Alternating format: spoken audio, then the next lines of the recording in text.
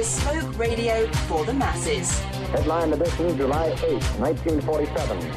The Army Air Forces has announced that a flying disc has been found and is now in the possession of the Army. If the game is rigged, change the game. Game changer. I occasionally think how quickly our differences worldwide would vanish if we were facing an alien threat from outside this world. This is Fade to Black with your host, Jimmy Church, on the Game Changer Radio Network and KGRA, the Global Radio Alliance. I need your help to get to the year 1985. You're listening to Fade to Black with Jimmy Church on the Game Changer Network.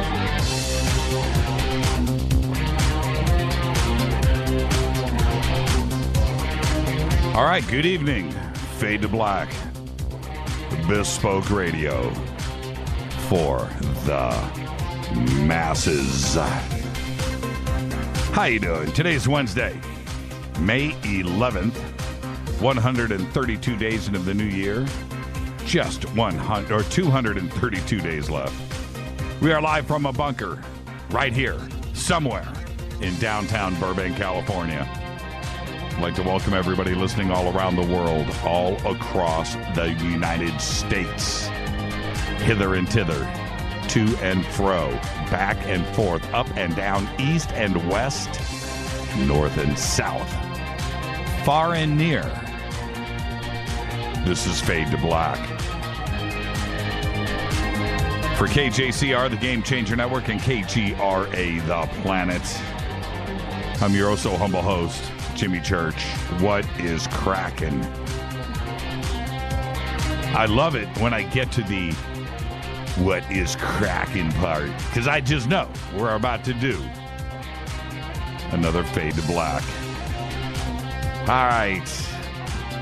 Let's get comfortable, peoples. Kids, phone the neighbors. Stop that pizza guy out front. Get ready, because tonight we have with us the one and only Linda Moulton Howe. She is back, and it's going to be a Earth Files type of evening tonight. We've got lots of stuff. Linda is always on the front, cutting edge, and we're going to do it all tonight. Later on in the show, we're going to have with us Paul Andrews and Victoria Gavoian are going to be here, the producers of Contact in the Desert.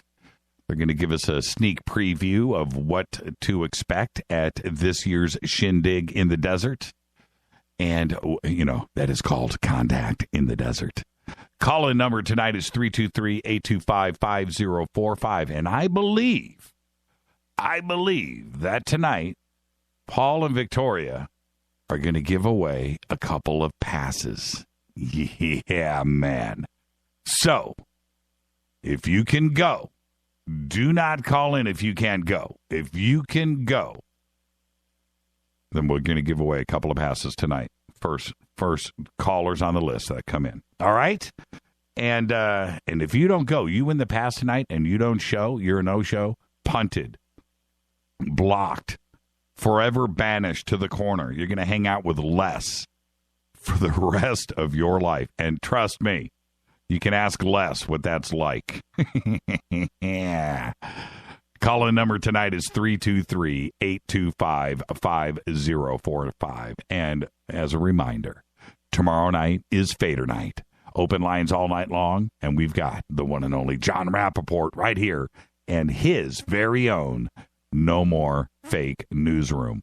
Follow us on Twitter tonight at JChurchRadio. That's what you want to do, at JChurchRadio. Come and hang out in the sandbox, hashtag F2B, hashtag F, the number 2, and the letter B, F2B. Hashtag F2B is the sandbox. Great place to hang out. Real-time interaction throughout the show. Of course, there's the Spreaker chat room and the KGRA chat room. Hanging out.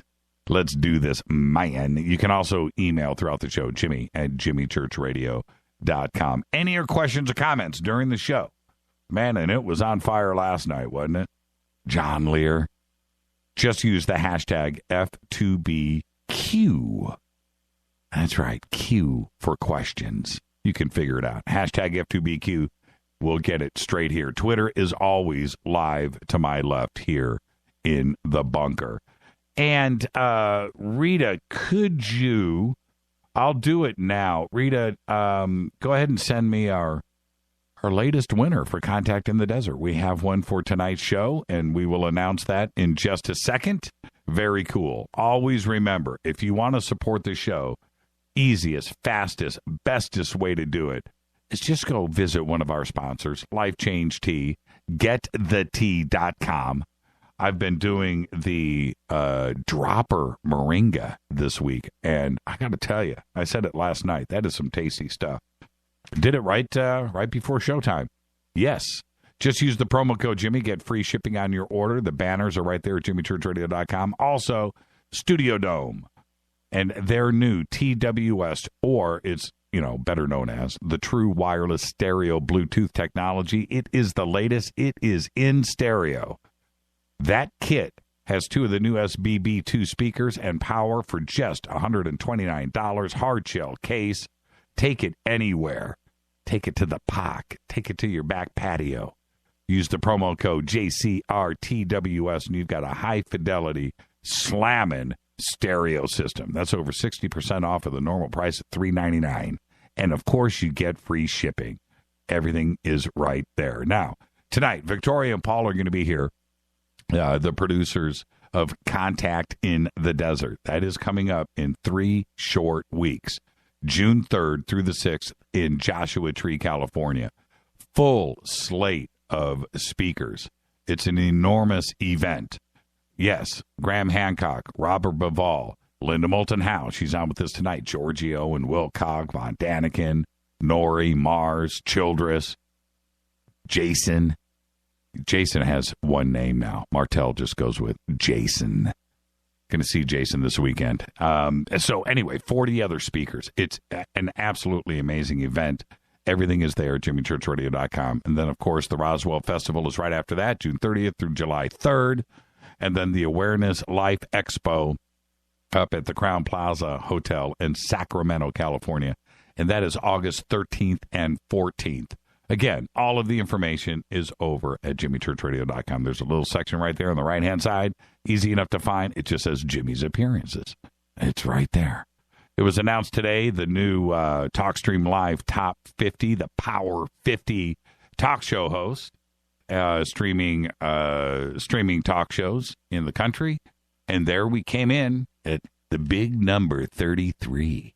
Yeah, we just posted it. Very cool. Very, very cool. Such a humbling honor. But we made it, and we posted it. So there, go. Do it. Check it out. Look at the list of 50, and we're right there. Not quite in the middle, a little below half at 33. Very cool. All right, let's go. Let's get the show cracking. Today, Eric Burden is 75 years old. Of course, he was lead singer of the Animals, sang House of the Rising Sun, and also worked with the band War. And, I used to work at Guitar Center on Sunset Boulevard, and which is, it's a huge music store. And half of the music store there, the pro audio section, used to be a rehearsal and recording studio in the late 60s, early 70s.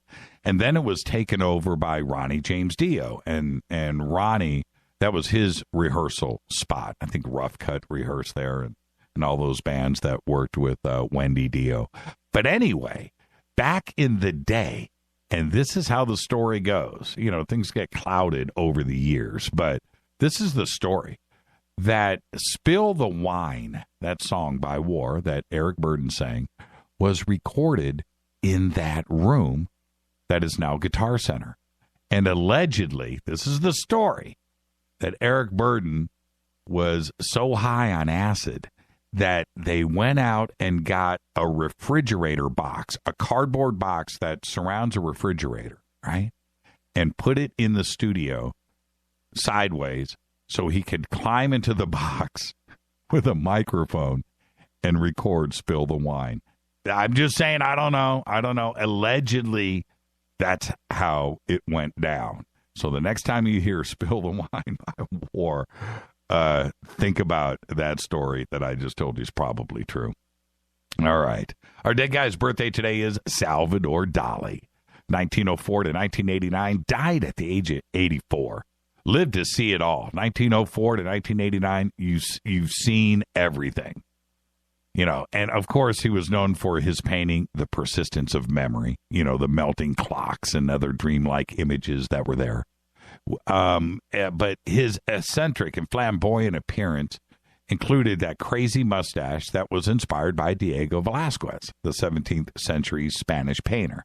Now, Dali, highly imaginative, enjoyed indulging in an unusual lifestyle and behavior. Loved him for it. He was completely out of control, and that's why we loved him so much. But his eccentric manner and attention-grabbing public actions, in my opinion, sometimes drew more attention to him than his artwork. And all of the artists around the world loved him for that and his artwork. But his critics, it drove them wild. And that's why we love Salvador Dali. Salvador, happy birthday. On this day in history in 1997, yes, it happened. On May 11th, chess grandmaster Garry Kasparov resigns after 19 moves in a game against IBM's Deep Blue, the chess-playing computer developed by those scientists over there at the great IBM. This was the sixth and final game of their match, which Kasparov lost 2-1 with 3 draws. Yeah. Fate or fact, nearly 1 tourist has died every week in Hawaii on average from 2012 to 2015. That's a fate or fact, and it's been vetted. Tonight, we have very special guest Linda Moulton Howe. She's back with us.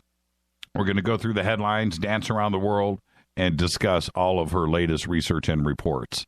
Later on in the show, we're going to have Paul Andrews and Victoria Gavoian right here from Contact in the Desert, and we're going to give away a couple of passes to that big soiree out in Joshua Tree. The call-in number is 323-825-5045. Tomorrow night is Fader Night with John Rappaport and his No More Fake newsroom. Now, I wanted to talk really quick about something that's very important. Last night we had John Lear on, and he made a couple of statements last night that I thought were profound. Lee Spiegel was on the show last night, too, for a little bit, and Lee called today and said, Jimmy, after I was on the show last night, I decided to hang out and listen to the show. And I got to tell you, John Lear is on top of his game right now. And I said, he is. And he said one thing last night that just stuck with me. I wanted to ask you about it. So what's that? He said, John said that we are aliens. We were dropped off here millions of years ago. And it just got me thinking. Yeah, John said that last night, and I sort of agree with him. Now, over the last few years, and this is kind of how you need to look at things. If I was, say 10 years from now, and I was speaking with somebody, and they said, where do you get your information from? And I said, well, my research, if I was an author, if I was a researcher, and I said, what I've done over the last 10 years is once a week I have interviewed a researcher, a scientist, an author. For the last 10 years, I've compiled 400 interviews over 10 years. And somebody, that would ask me a question like that, and you slap that credential on them, it's like, wow, this guy is, 400 interviews over 10 years. That's insane. That's an insane amount of research. Well, I've actually done that in 3 years. Now, when you compile that kind of information, it's one thing to interview and collect, but also what goes on with that is what happens behind the scenes. I'm reading, I'm researching, I'm constantly the sponge, and I've done that for my entire life. And so when John said that last night, I agreed with him. There's no reason to contest that because, well, we don't know. That's the first thing. The second thing is what I have spoken about so much about this over, I've probably mentioned this on a couple hundred shows. I've done this over and over again. And if you've listened to this show enough, you know my view on this. But this is kind of like a compilation of thought. And it's this. The Earth is 4.5 billion years old. It's 4.5 billion years old. Salvador Dali was born in 1904 and died in the late 80s.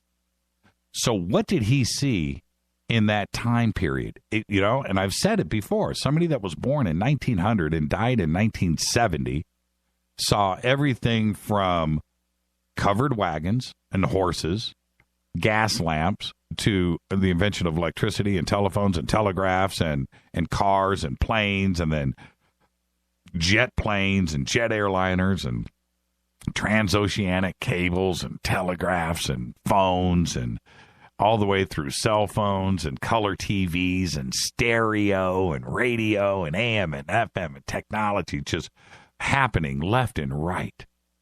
All the way through, not only the moon landings and Apollo and Mars and Voyager and Pioneer 11 and all of that, but Jimi Hendrix.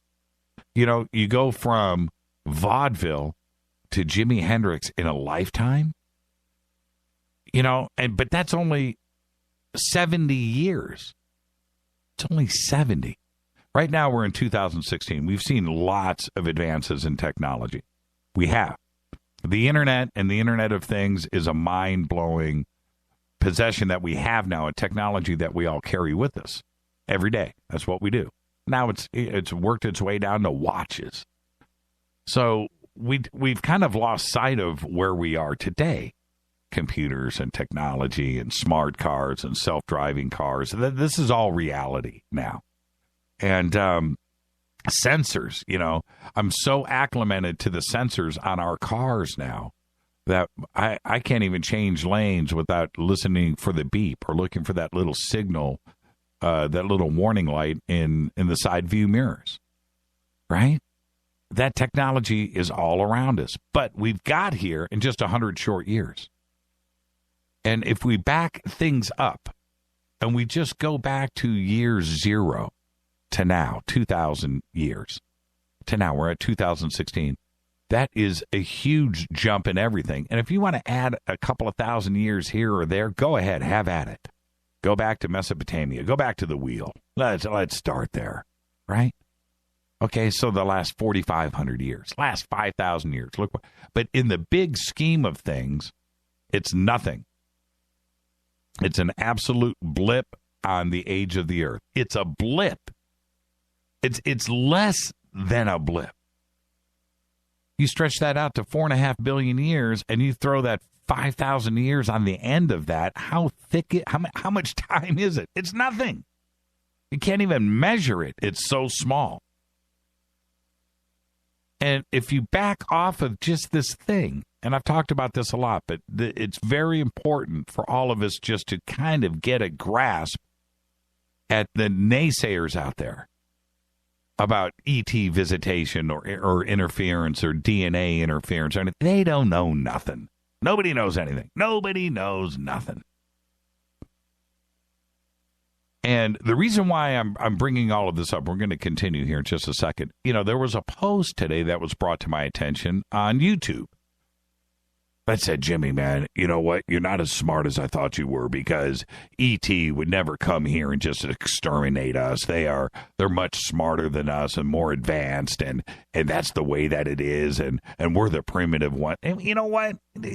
Maybe, but you don't know. You don't know.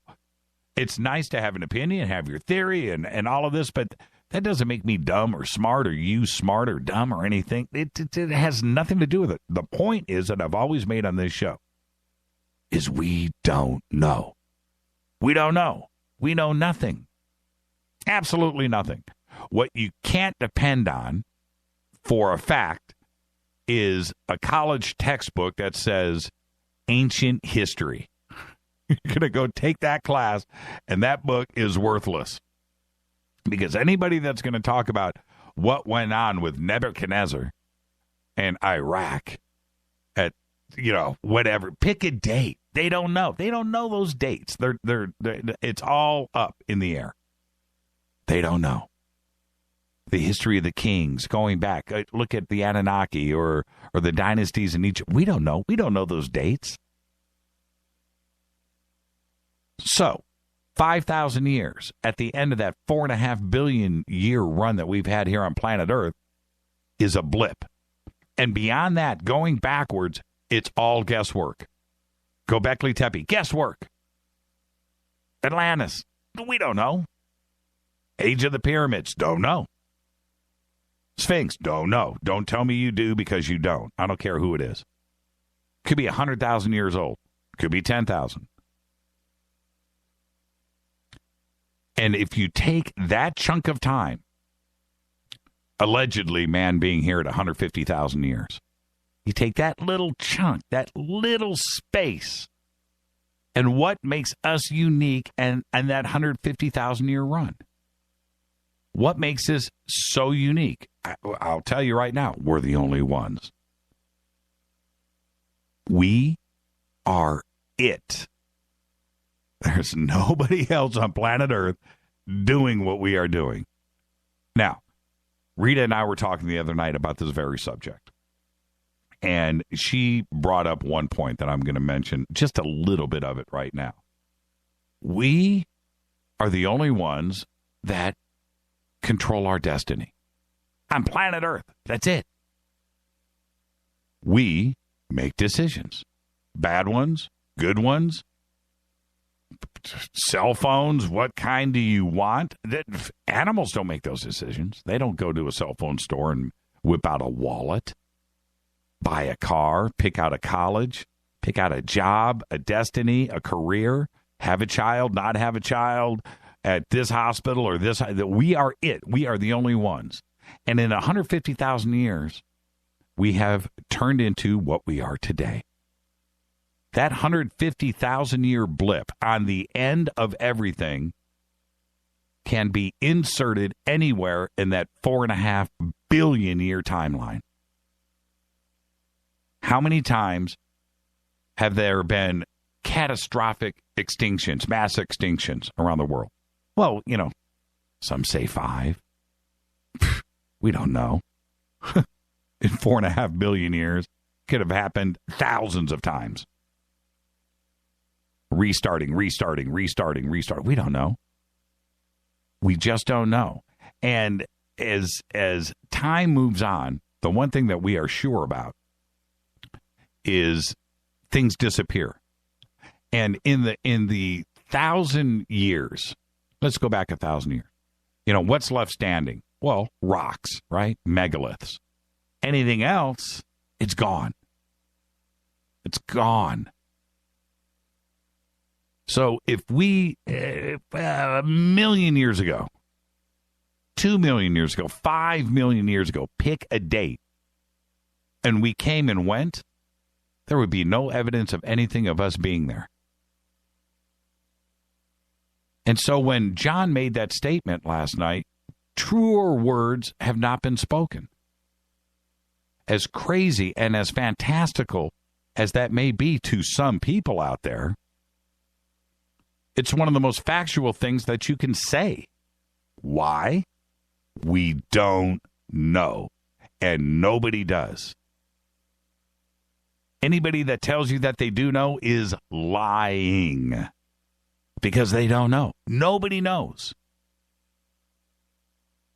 What we need to have is people here, right now, around us, that think about these things. If that ancient history 101 textbook distributed across the country, if it started out on page 1 and said, you know what, everything that follows here is just theory, because we don't know. So, as you are getting your education on in this fine university, think outside the box. Come up with some new answers. Think about it, because we just don't know. This book is a guide. It's just here to assist and to cause you to think. And that's what we need more of.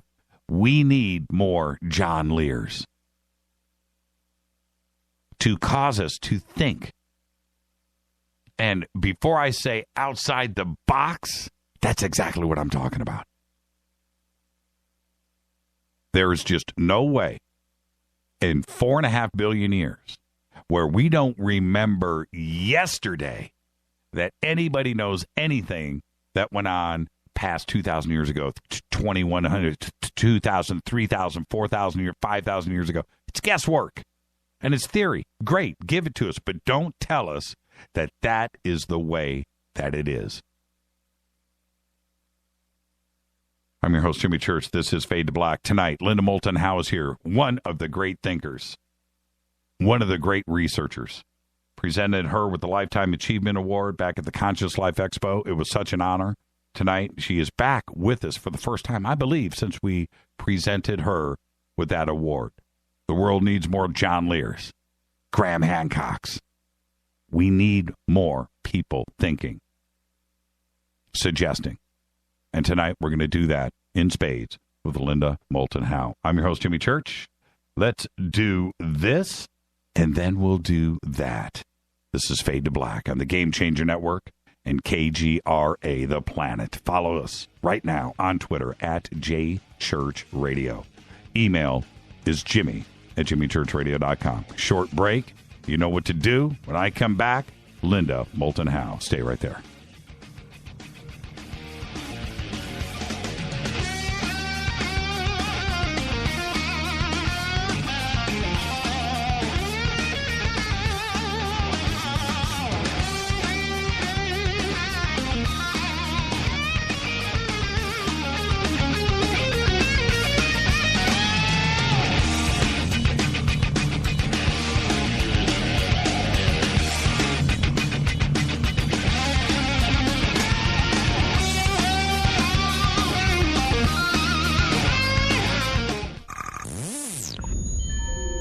You're listening to Jimmy Church, Fade to Black. Fade to Black will now pause for alien identification. The station that talks the net. KGRA Radio. What's up, revolutionaries? It's me, Jimmy Church. Do you have an IRS or state tax issue? Well, I did, and I called national tax experts. My problems were fixed, done, fini, and man, I got to tell you, it was a relief. National Tax Experts are a recognized tax office that services clients in all 50 states. It doesn't matter where you live. Give them a call. I'm telling you, they take the time to understand each and every client's individual financial status as well as their financial goals. And that's exactly what you need, my brother, when you're taking on the evil 3-letter. So, seriously. Give them a call today at 1-877-909-5444.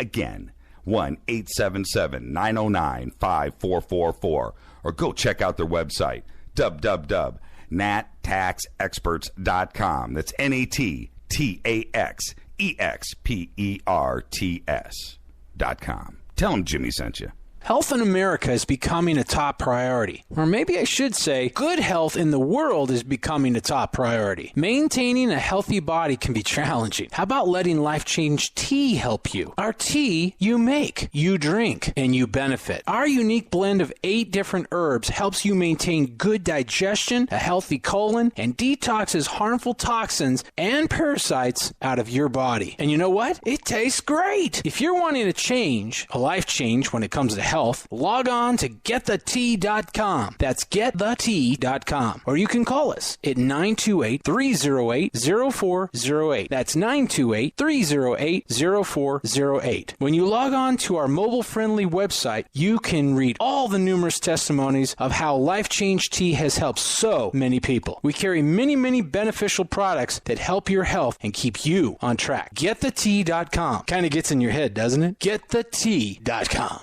9 out of 10 geneticists agree.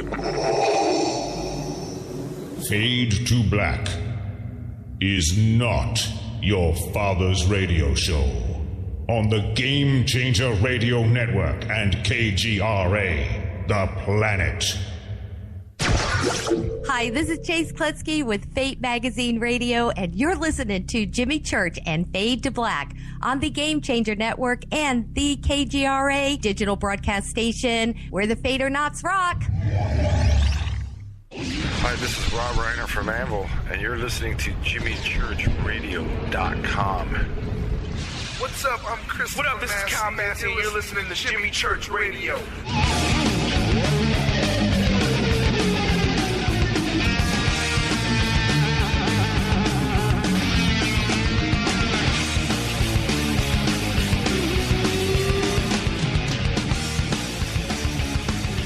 All right, welcome back, Fade to Black. I'm your host, Jimmy Church. Tonight, that's right, Linda Moulton Howe is back with us.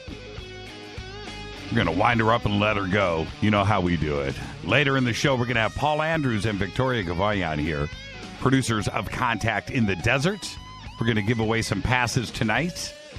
The call-in number is 323-825-5045. We'll open up the phone lines when we get Paul and Victoria in here. Tomorrow night's Fader Night. Open lines all night long. John Rappaport and his No More Fake Newsroom.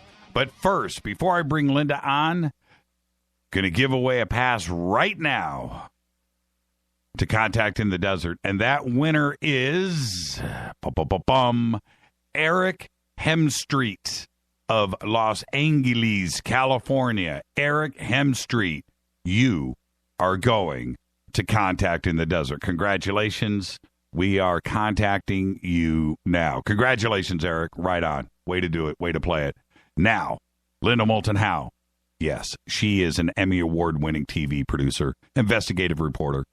She's an author who goes directly to the men and women at the forefront of science and environmental challenges, and she's a firsthand witness of high strangeness. Now, Ms. Howe has received local, national, and international awards, including 3 regional Emmys and a national Emmy nomination. She has traveled throughout the United States, Canada, Brazil, England, Norway, Egypt, Ethiopia, Kenya, Australia, Japan, Peru, Venezuela, Switzerland, France, Sweden, the Netherlands, Germany, Italy, Turkey, Yugoslavia, Mexico, and the Yucatan, Puerto Rico, all for research and productions. She's been interviewed by Larry King and Day and Date, CBS Strange Universe, Fox, NBC's The Other Side, of course, Montel, and Britain's Union Pictures, and The Learning Channel. Also, for NBC's The Mysterious Origins of Man. Major guest, always on Coast to Coast AM, and of course, right here in Fade to Black, and her own show over on KGRA, Phenomenon Radio. I'd like to welcome back Linda Moulton Howe. Linda, good evening, young lady. How are you? Hey, Jimmy, thank you. And it's nice to be back with you at a time where it seems that the number of high strangeness cases are increasing every day now. You probably feel and see it, too. Yeah, and I do. And we were talking about that earlier today. I was talking to John Lear about that last night. And Linda, I want to catch you off guard like I normally do. And John said last night that he was with you back in the mid-'80s somewhere, and you guys were driving in the desert, going down to see Clifford Stone, I believe. Do you remember this? Oh, yes. I believe the year was, I think it was 86. And you guys found a bunch of cattle that were no longer alive. Do you remember that? Yeah, and that was one heck of a trip where, yes, they may have been mutilated animals. It's not clear after a certain length of time, but it was eerie because John and I had been in Albuquerque, and we had talked with Ernie Edwards, who had signed the document from Coyote Canyon about the alleged silver disc that landed in Coyote Canyon. I think that was in the September 1980 time period, somewhere in there, and that there had been all kinds of UFO activity. And why is Coyote Canyon so sensitive to our military? Because underground in Coyote Canyon are nukes. And the general world is not supposed to know that. And the very fact that the silver disc landed was really a major violation. And we went to talk with Ernie Edwards about all of that. And then we decided that we would drive down to talk with Clifford Stone at his place down in Roswell. And on the way, we were, I believe, I think that we were south of Corona. And we were on a stretch of highway headed toward Roswell. And it was somewhere in that region that we had seen these strange, dry carcasses. And we're back on the road. And all of a sudden, a big black, I'm going to say jet of some kind, because I don't know what it was, dropped. It was like it dropped straight down, nose down, coming maybe a mile or two in front of us, but almost as if it were coming down to the road. We're in a large pickup truck. John is driving. I'm in the passenger seat. And I believe I tried to open the window to get a clearer look of what has dropped out of the sky, but he was going fast and it was hard, so I closed back up the window. And at that point, to my complete and total shock, and John's, whatever this was, it did a turn coming straight at us, but not straight down the road. It was off, like if you go think of the shoulder of a road and then go out maybe 15 or 20 feet from the shoulder and up maybe 50, 75 feet. That's the way it appeared. This aircraft was coming straight toward us off to the right. And I didn't know that under a coat that was in the middle of that front seat and had been there all the time, that John grabbed the coat, threw it in the back, and here was this big gun. And he picked up this big gun, he aimed it at the front window, and he said, "That MF!" And his finger is squeezing, and I screamed, "John, no! You can't shoot the window. You're going to kill both of us." And it took him a while to lower that gun, but his reaction was whatever it was coming, and he was going to shoot it. He left that part of the story out last night. Well, it really did happen, and whatever this was, why ever it did this, it passed on the right, the passenger side, so close and so low to the ground that in my lifetime I've never seen anything like it. And it kept going, and neither one of us ever had any idea why that would have occurred, but that it absolutely did happen with John Lear. Yeah, he said last night, he goes, "Jimmy, I got to tell you, man, of all the people that is with me when I see my first cattle like that, it's Linda Moulton Howe." He goes, "What were the odds of that?" And, well, I want to talk with you tonight about new cases, and wondered we can either start with what we had talked about, the Sphinx report, and go to mutilations, or go mutilations to Sphinx report. I'll let you tell me what you would like to do. Let's do the thing is, and I don't know if you heard me talk at the beginning, but let's start with the Sphinx because of the age and the timeline that we could possibly be talking about here. I think is significant. And yes. What I was talking about opening up the show tonight was, you know what, when it comes to the ages of things and how old the Earth is, 4.5 billion years old. And honestly, we know nothing about what has gone on 1 million years ago, or 2 million, 5 million. Anybody that says that they do is lying. They don't know, because we're making discoveries every single day that is killing the established education dogma out there that is being fed to us. And this Sphinx story is absolutely insane. And well, it is fascinating, Jimmy, and let's start with what a Defense Intelligence Agency guy told me after he had retired in December of 1999. He said that his job for 23 years with the Defense Intelligence Agency was to monitor and analyze the geopolitical territorial conflicts of 3 competing extraterrestrial biological entity civilizations on this Earth and in other parts of the solar system and our galaxy. And he talked very seriously. It was like a 7.5-hour discussion.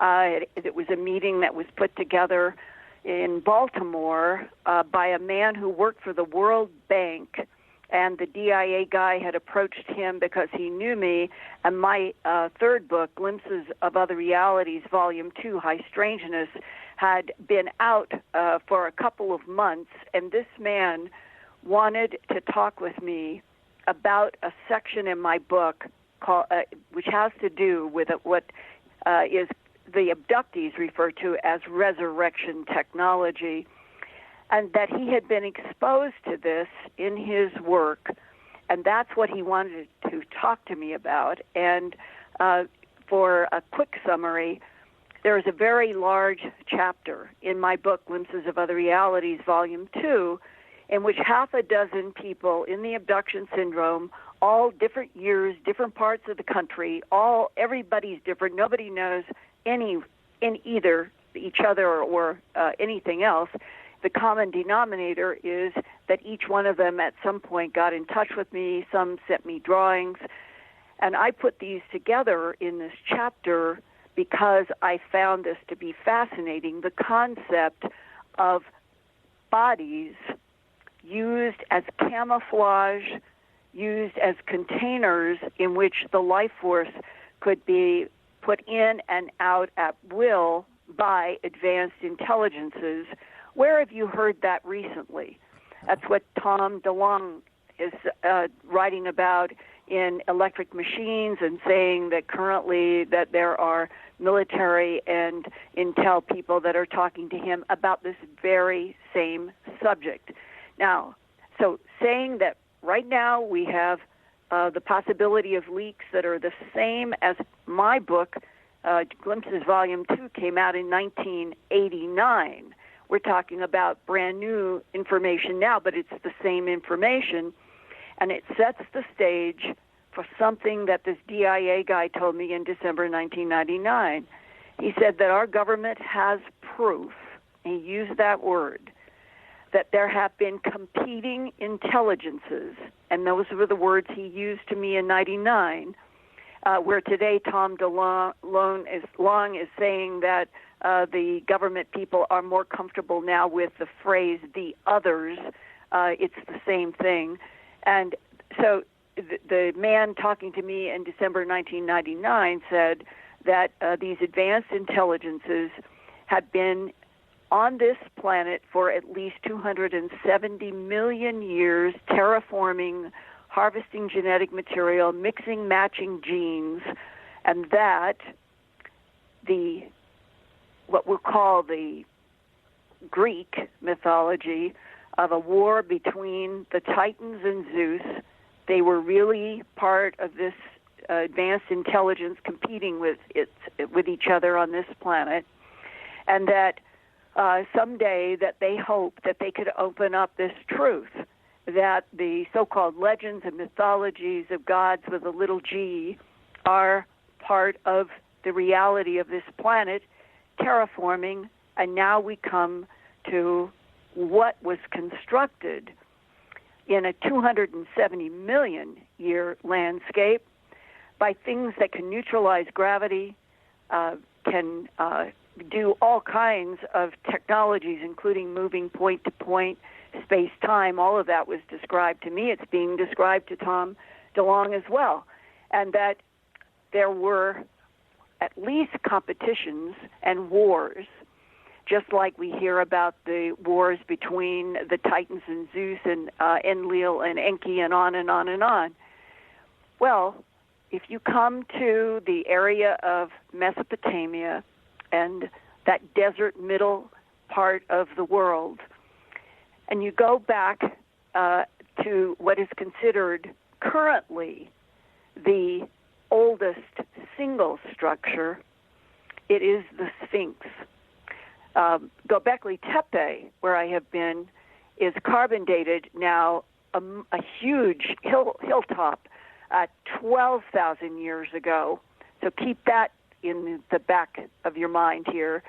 But for the Sphinx, I'm going to quote something from Mark Lehner. He is considered one of the world's most esteemed Egyptologists and a specialist in the Sphinx. And he was in a Stanford Research Institute investigation of the Sphinx in 1977 and continued to go back there and has done many experiments. And he says, quote, "The Sphinx was not assembled piece by piece, but was carved from a single mass of limestone, exposed when workers dug a horseshoe-shaped quarry in the Giza Plateau. That's how they found this. Approximately 66 feet tall, 240 feet long. Jimmy, imagine this: one massive carving, a singular carving of limestone. Right. And then Lerner says it is the.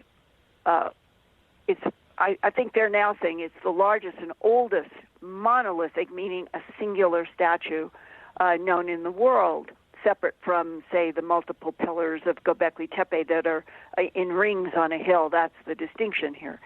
And it's so interesting that John Anthony West and Robert Schoch, the PhD Yale geologist, I've known them for a very long time, and I can remember when the New York Times and all of the major news operations carried a story that in the early 90s that they had gone to Egypt, and Robert Schoch had done all kinds of analysis of the Sphinx, and he was the first one to go on the record and say this is water weathering in the base of the Sphinx. It is not sand, it is not wind, it is water, and he gave all the reasons why.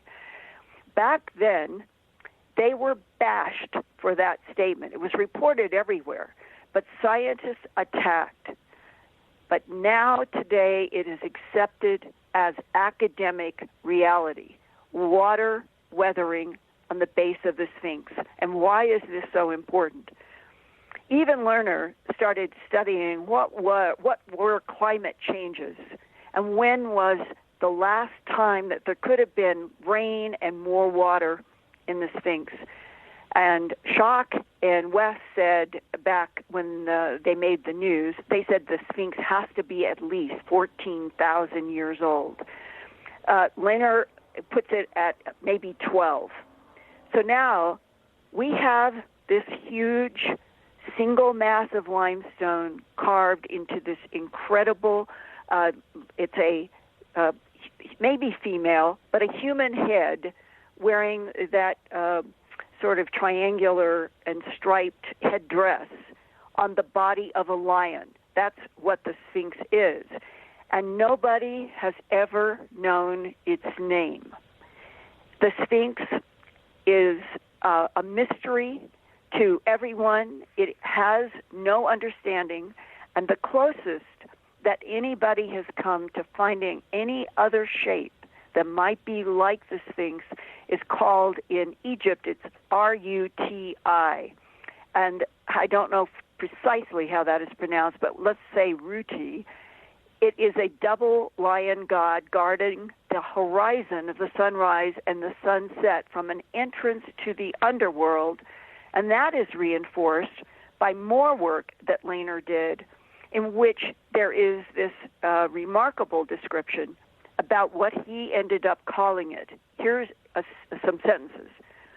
The enormous temple and Sphinx complex might have been a resurrection machine. I'm reading right from an article by him. Okay. A resurrection machine. He says that the complex, the entire complex of the Sphinx and Cheops Pyramid, and this is now, we're going to segue to Alaska, because where this remarkable, aged, unbelievable Sphinx is, with all of its mysteries, and even described as a resurrection machine having to do with the recycling of souls in and out of the cosmos, and having to do with the power of the sun and energy from the sun, that the Sphinx is 1,200 feet from the big Cheops. Now, Cheops comes much later, but everything that is from people who have studied, for example, Egypt and Giza, there are all these relationships that are mathematical relationships, astronomical relationships, latitude, longitude relationships, as if nothing was done by accident. Everything had a very precise reason for occurring. So if the Sphinx and Cheops are 1,200 feet apart in Giza, outside of Cairo, and we jump to the story that came to me in April from Jared Beeler, it's at my news website, earthfiles.com.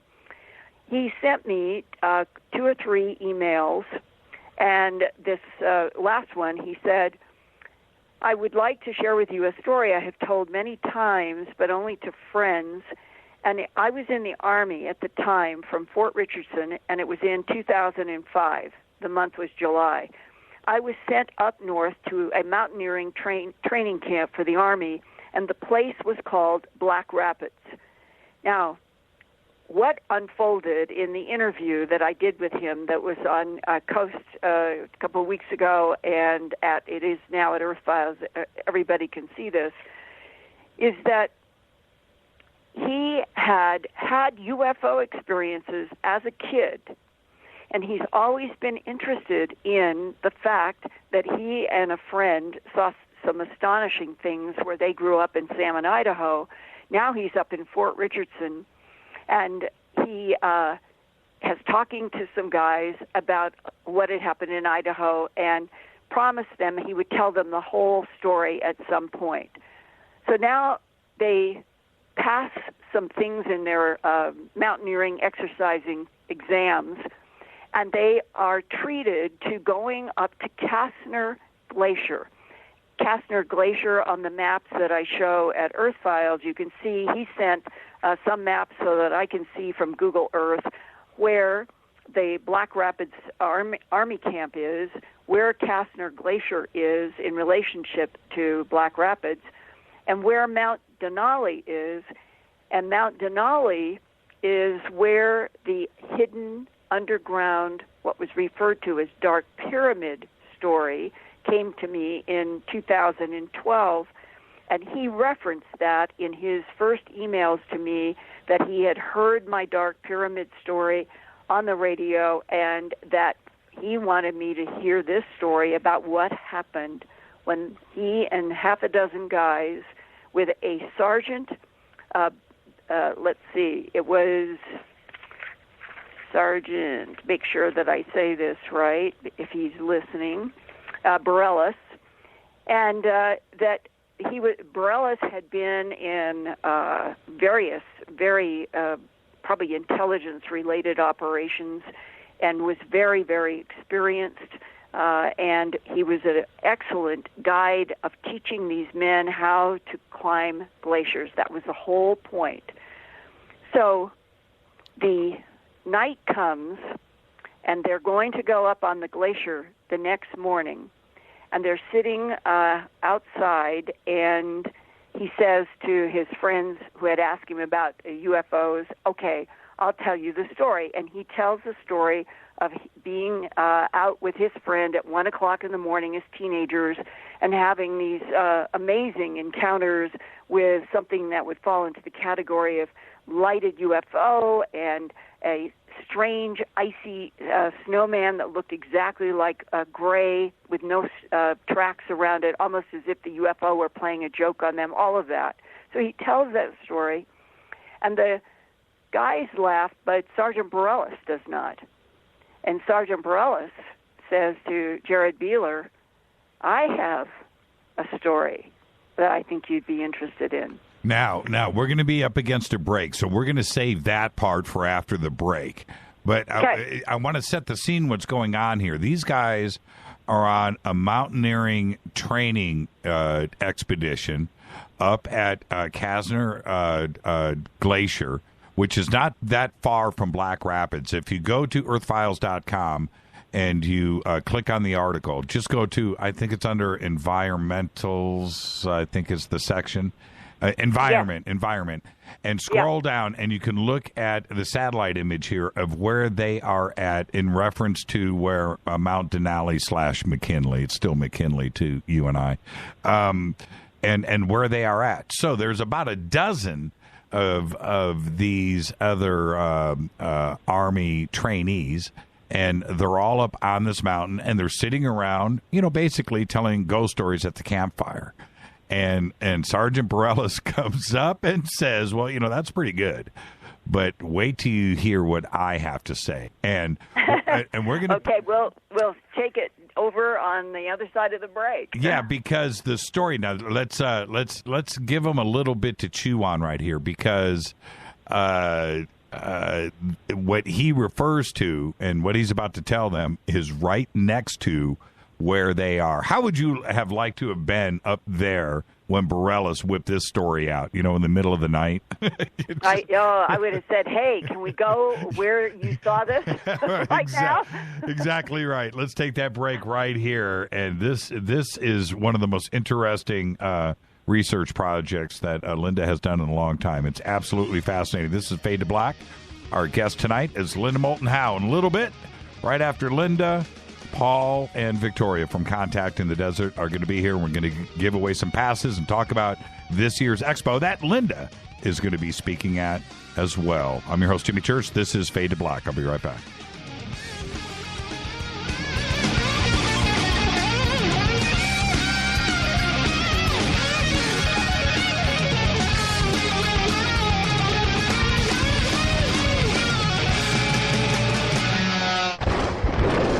This is Fade to Black with Jimmy Church on the Game Changer Radio Network and KGRA, the Global Radio Alliance. The station that talks the net. KGRA Radio. Hello, I'm Katie, and you're listening to my main man, Jimmy Church, on jimmychurchradio.com. Hi, this is Ray Hobbs here, repping the planet, and you're listening to my good friend, Jimmy Church, Fade to Black, on the Game Changer Network and the KGRA Digital Broadcast Station. What would your life be like if you woke up each morning with new vitality, feeling better than you have in years, and you noticed a difference in your sleeping patterns, blood sugar levels, and had a sense of well-being overall? There's something that is changing thousands of people's lives, and you could be one of them. It's called Heart and Body Extract. Sharon Harris, co-creator of Heart and Body Extract, talks about the positive effects of this product. What happens with the formula Heart and Body Extract is it's giving the body the necessary vitamins, minerals, amino acids, enzymes, and phytonutrients so the body will heal itself. And yes, the body does have the ability to balance blood pressure, balance cholesterol, clean and unclog the arteries. It can also work on balancing the circulation for diabetics. So the body is an amazing thing. It simply needs some help so it has the tools to heal itself. To order your 2-month supply, call now toll-free 866-295-5305. Order online at hbextract.com. Imagine no longer being tied down to your computer, but having the freedom to take live talk radio with you anywhere you go. TalkStream Live introduces our first ever iPhone application. The talk shows you follow now follow you, and your iPhone is now the fastest and easiest way to stay connected to the best talk radio on the internet. Let TalkStream Live transform the way you listen to radio. Listen to live talk shows 24 hours a day, 7 days a week. Mobile talk radio from TalkStream Live. Now available in the iTunes App Store. this is Toby Kebbell. You're listening to JimmyChurchRadio.com. Don't hurt me, Jimmy. I'm only little. Hey, I'm Adrian Grenier. And this is Ari Gold. We're the Honey Brothers. Yes. We're of the Honey Brothers. Hey, I'm Adrian Grenier. And I'm Ari Gold. We're the Honey Brothers. And you're listening to Jimmy Church. The Revolution. What's up, Fadernauts? Studio Dome loves Fade to Black and the F2B audience so much that they have put together the ultimate stereo Bluetooth system. They've done it just for you. Man, check this out. The Studio Dome SBB2 stereo system is here. It's featuring 2 Studio Boombox 2 SBB2 wireless Bluetooth speakers, packed in its own custom hardshell case. This Studio Dome system features the very latest in stereo Bluetooth technology. The 2 full-range boomboxes are in true wireless stereo. You've got to hear this. It's amazing. It's just $129 and use the promo code JCRTWS and you'll also get free shipping. It's simple. Just go to JimmyChurchRadio.com, click on the Studio Dome banner. Go Beckley Teppy. This is Micah Hanks of the Gralien Report, and you're listening to Jimmy Church on Fade to Black, across the globe on the Game Changer Radio Network and the one and only KGRA Radio, The Planet.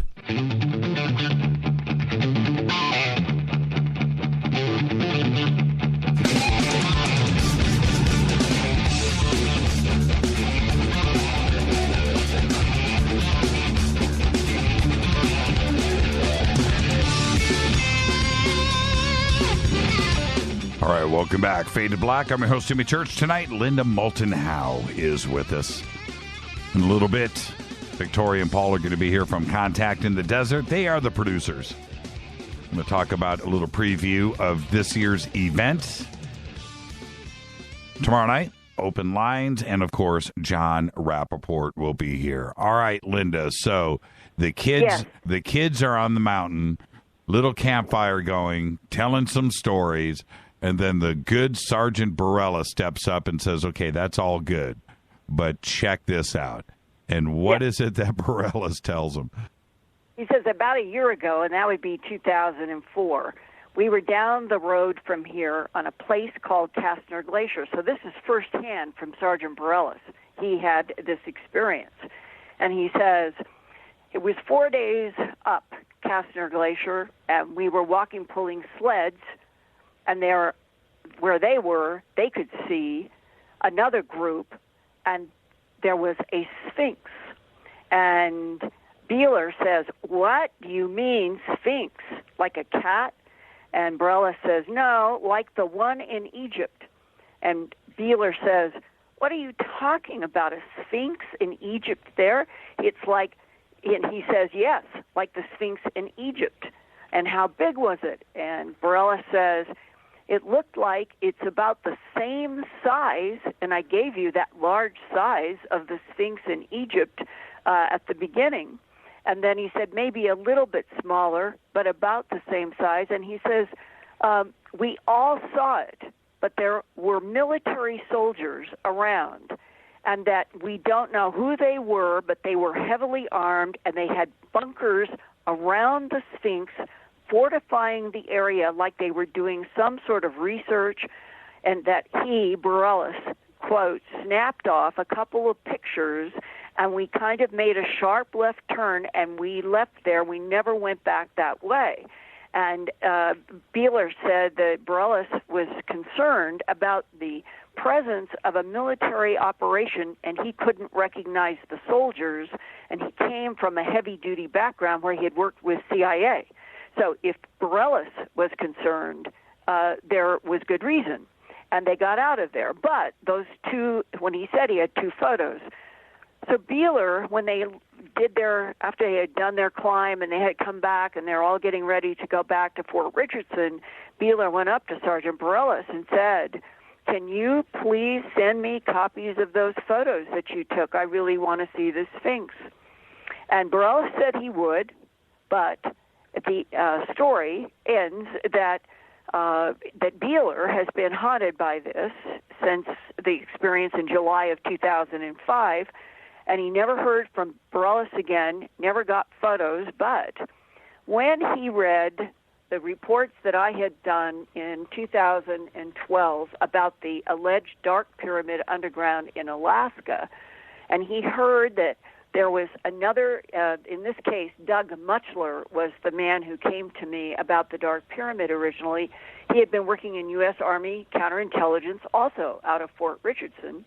And he told me that he and a group of guys had seen on television in Fort Richardson a documentary that went into the discovery of a very large pyramid when the Chinese set off a huge nuclear explosion in 1992.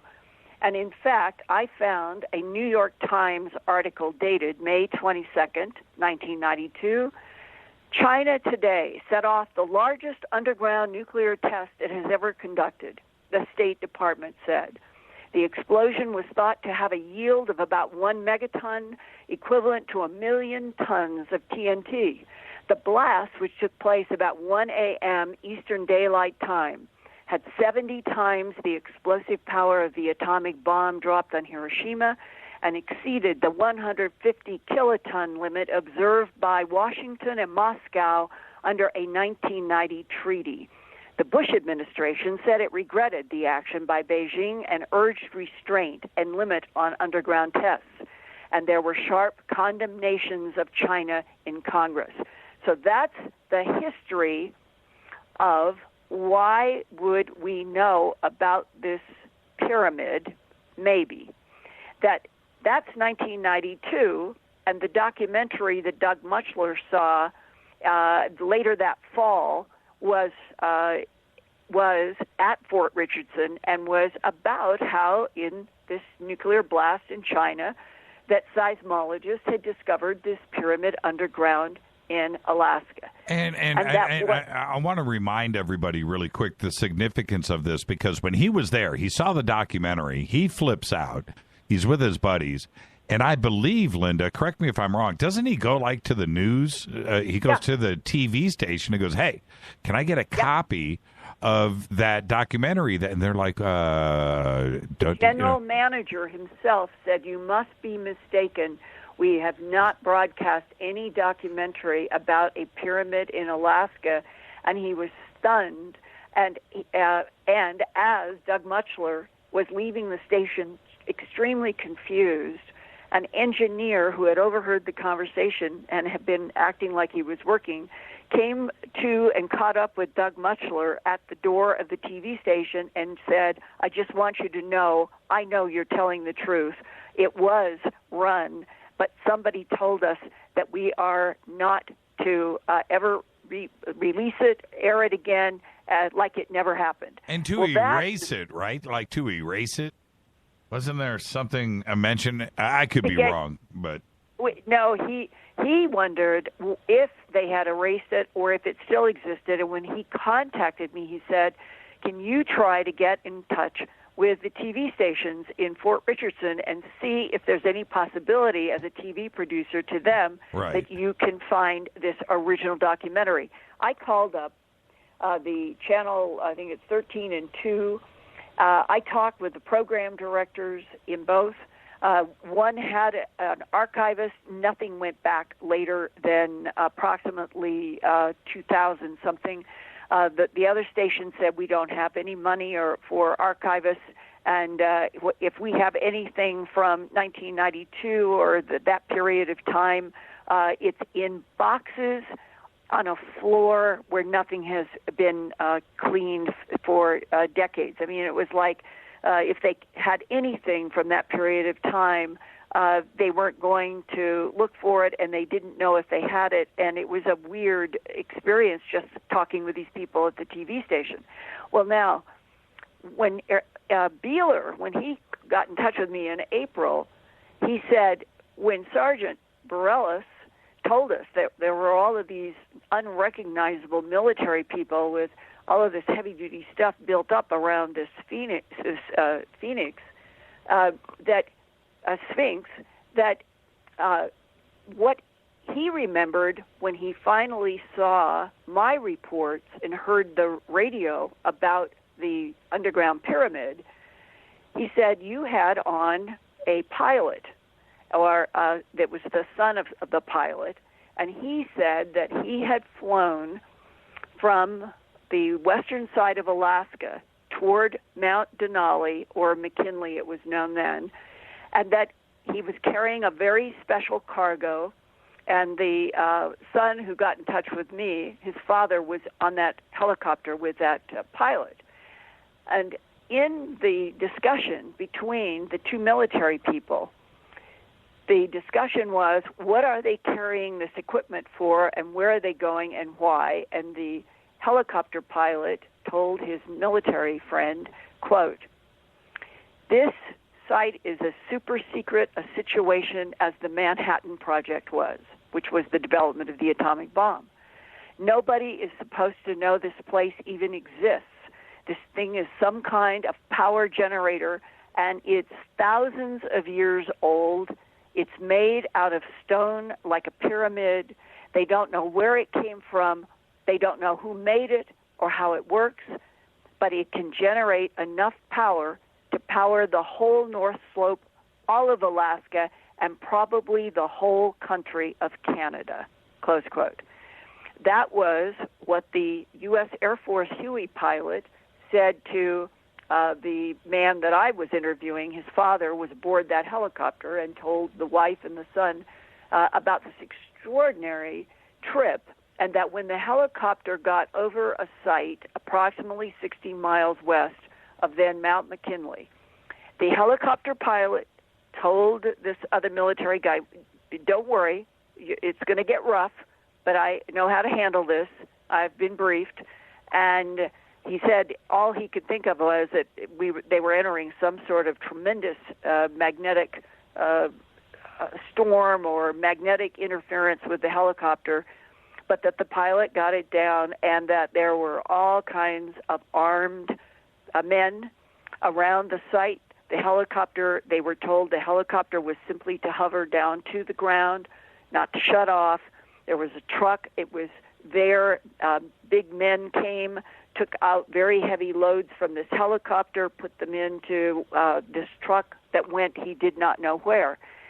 So when Jared Beeler and I talked, he said, if this big underground pyramid is there near Mount Denali, and if what Sergeant Bareilles told us is that they found a Sphinx up on Kastner, 4 days up the Kastner Glacier, and you look at it, I have at Earth Files, I have a map that will show you how there is almost like a ridge connection, goes for 120 miles from Mount McKinley around the top of ridges to Kastner Glacier. It's completely attached. It looks like you could. Yeah.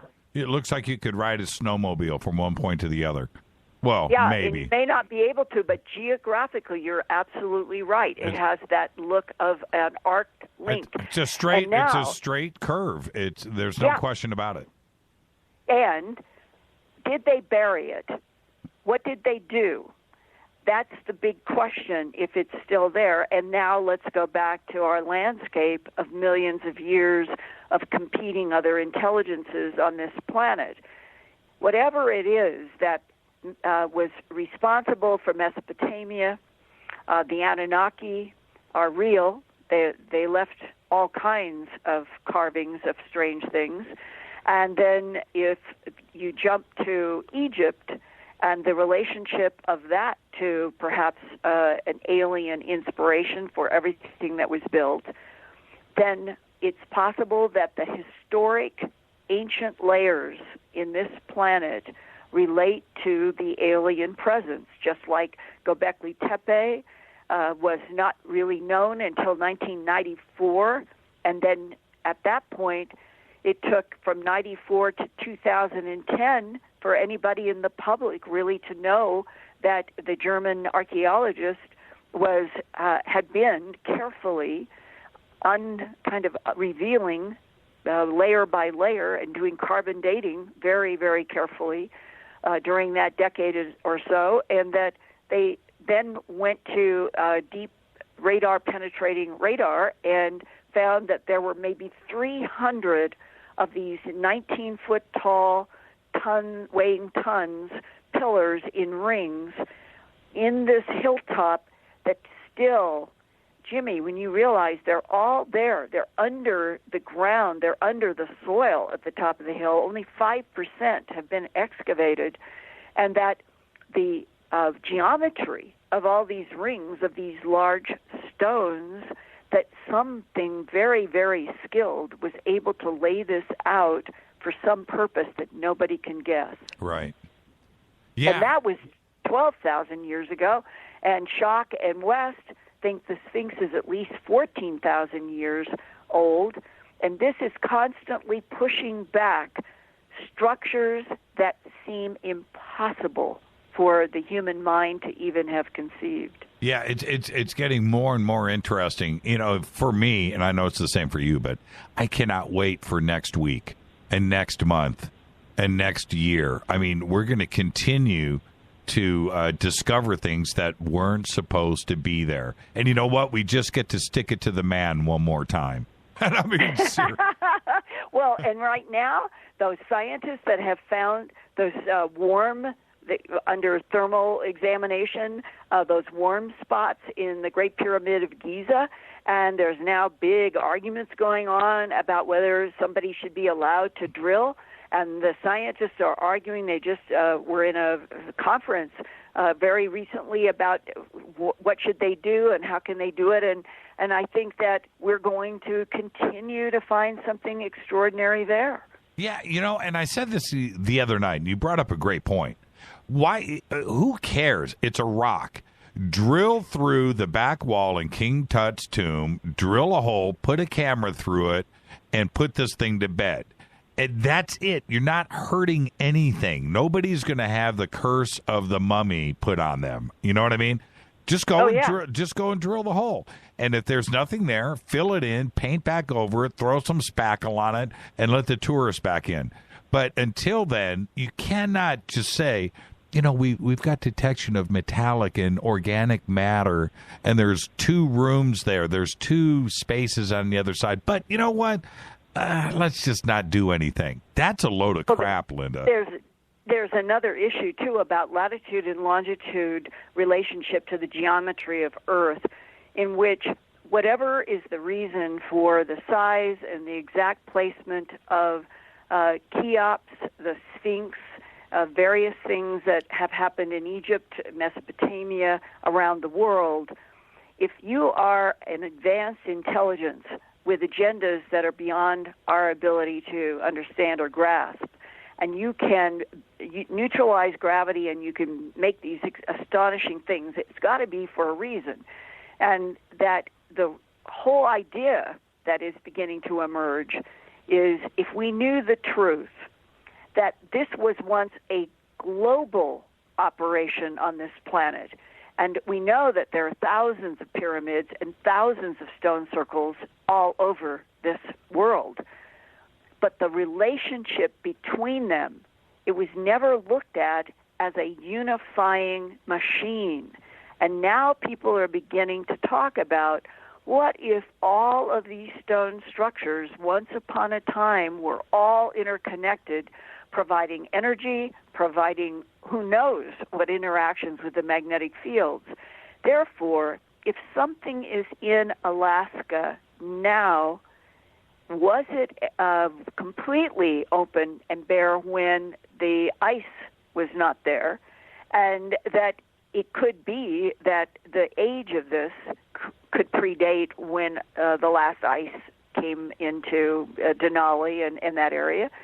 And that would mean that there have been all kinds of stages on this planet where there could have been structures both above and below ground, like the Dark Pyramid is supposed to be 750 feet from base to vertex, with the top vertex 150 feet below the surface of the soil. That means that the base of the pyramid would be 900 feet underground. This is a huge thing underground. Well, and able, according to the men that talked to me from their parents, the father's knowledge, that something that could generate power that could operate the nation of Canada. What does all of this mean? And if you had whole networks of these underground and above ground at some point in the history of this planet, then we are talking about sort of stages of intelligent life above ground and below ground on Earth that were never human. What you mentioned earlier, this $270 million year, $1 million would be better, a 270 million year timestamp. What is that based on? And is it? Would you venture to guess now that both the Sphinx and this Black Pyramid were built at the same time? And as you answer that, did Borellus talk about an orientation on the Sphinx? You know, was it east, west, north, south? I asked exactly that question to Jared Beeler, and he said no, that he's told me everything that Borellus told him, and that the thing that Sergeant Borellus was most impressed with was the size of the Sphinx and the fact that there was all of this military protection operation, and that Borellus couldn't recognize who they were. The 270 million. In that extraordinary discussion that I had with the retired Defense Intelligence Agency agent in 1999, December, when he said, we have proof, I said, what proof could our government have about anything 270 million years ago? And he said, we do have proof, but I cannot tell you. It is dangerous to know. I have no idea why he said that. But I know that Tom DeLong, who has talked with George and has talked with me and some others, he gets snippets of information. But one of we'll call it the resonating similarities between the work that I was doing in Glimpses of Other Realities, Volume 1 and 2 in the 80s to the 90s, is about what Tom DeLong has been saying about this being, the way he describes it is that he's dealing with people now, military and intel, who are referring to an alien presence on this planet for millennia that they're referring to as the others, and says that the entire UFO phenomenon, as we know it in the 20th and 21st century, is about multiple gods.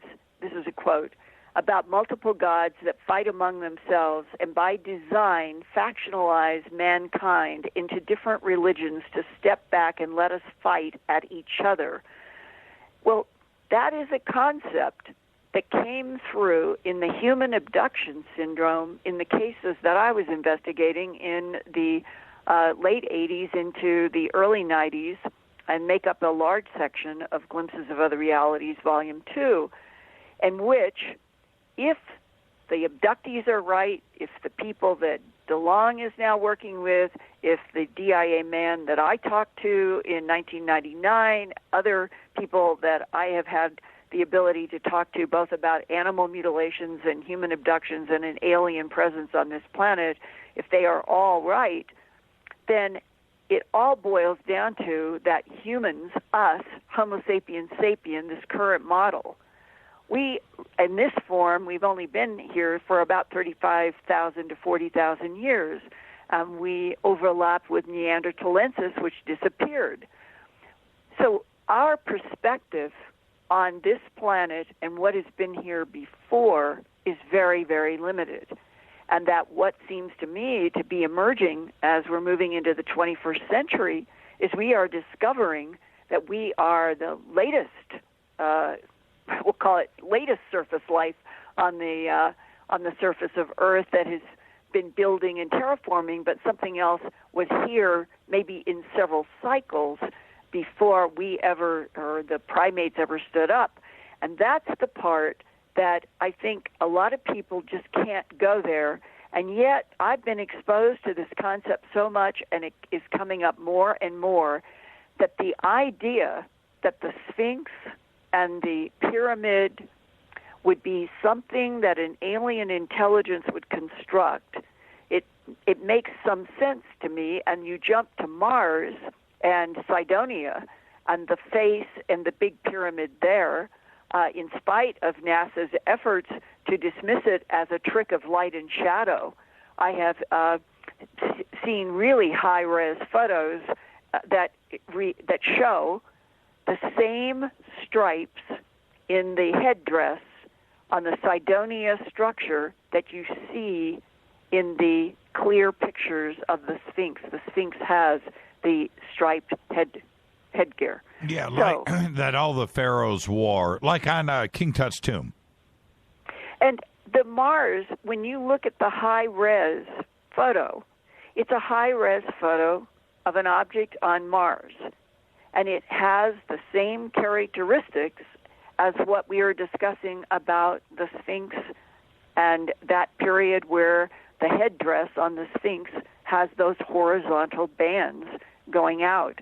And you see that on that structure on Mars. And so it is raising an even bigger territorial geopolitical question. What is the relationship of Mars to the Earth to other intelligences in the long past?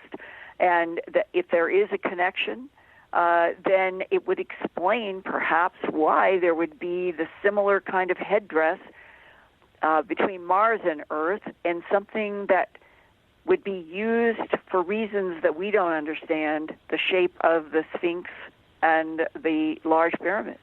And what is also interesting here is the orientation. If we pull back 270 million years, what was the orientation of the Earth back then with all of the changes that we've had?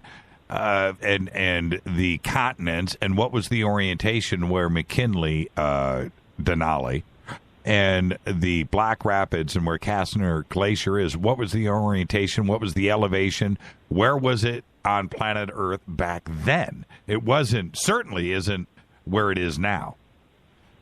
Well, actually, I think 270 million years ago, things would be not tremendously different in terms of the North American plate being where it is, but there was the Laurentian Revolution that pushed up the Rocky Mountains, and we've definitely had earth changes in the plate, what we call the plate. There are these half a dozen plates, and they moved around. But the last 270 million, I think that the relationship of the continents has been pretty much the way it is today. Is that right? I thought we had some shift. But you know what? I need to go and study a little bit more on that. But I'm just saying, no matter what, it wasn't orientated to where it is now. Well, it comes back to this idea of an intelligence looking at spherical geometry, looking at the entire world is things are placed on a large sphere. This is an 8,000-mile diameter sphere, 25,000 miles around the circumference. And if you are of an intelligence that relates to spherical geometry in everything it's doing and relating to magnetic fields, that's completely different than the average human would even think. But if you are dealing with spherical geometry, where you would place things for an entire planetary machinery to generate energy or whatever was the agenda, you would not be doing it on just one country. You would be doing it around the entire planet. And that is the part that I think that, for the most part, most people have not been thinking in spherical geometry terms, but it comes up in let me jump in. And all sorts of things. Let me jump in right there. We're at a break. Linda Moulton Howe. When we come back, we've got to get the updates on mutilations. We're going to do that with Linda Moulton Howe in just 1 minute. Stay right there.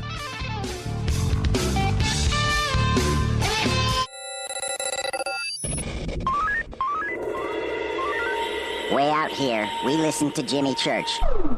You're listening to Fade to Black. Always on the edge of the hottest alternative talk. Jimmy Church with Fade to Black. KGRAradio.com.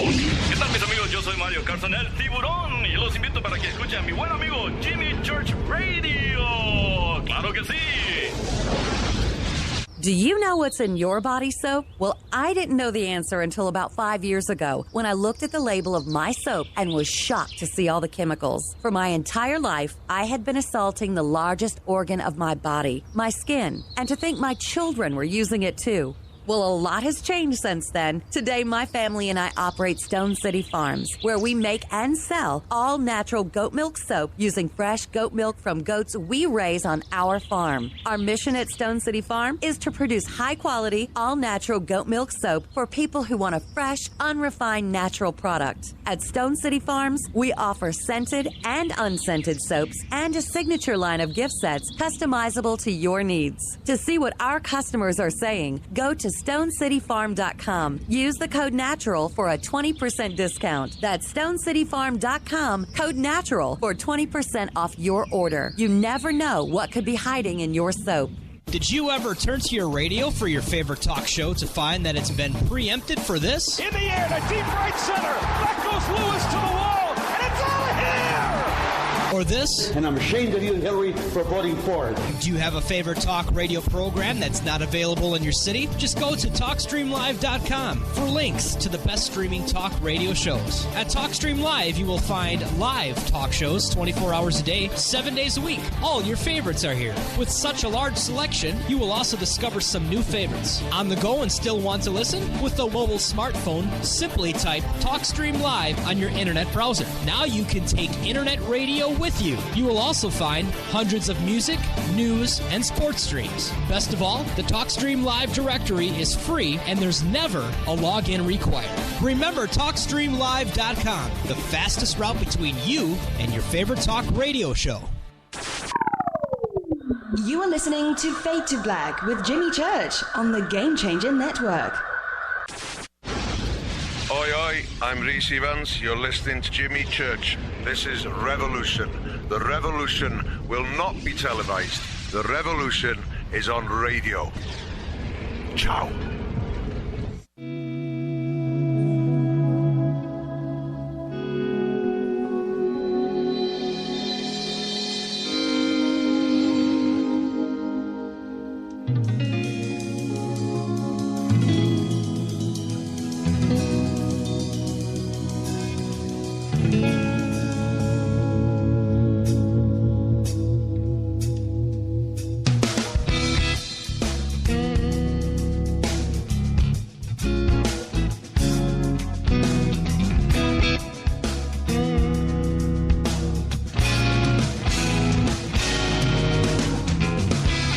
Welcome back, Fade to Black.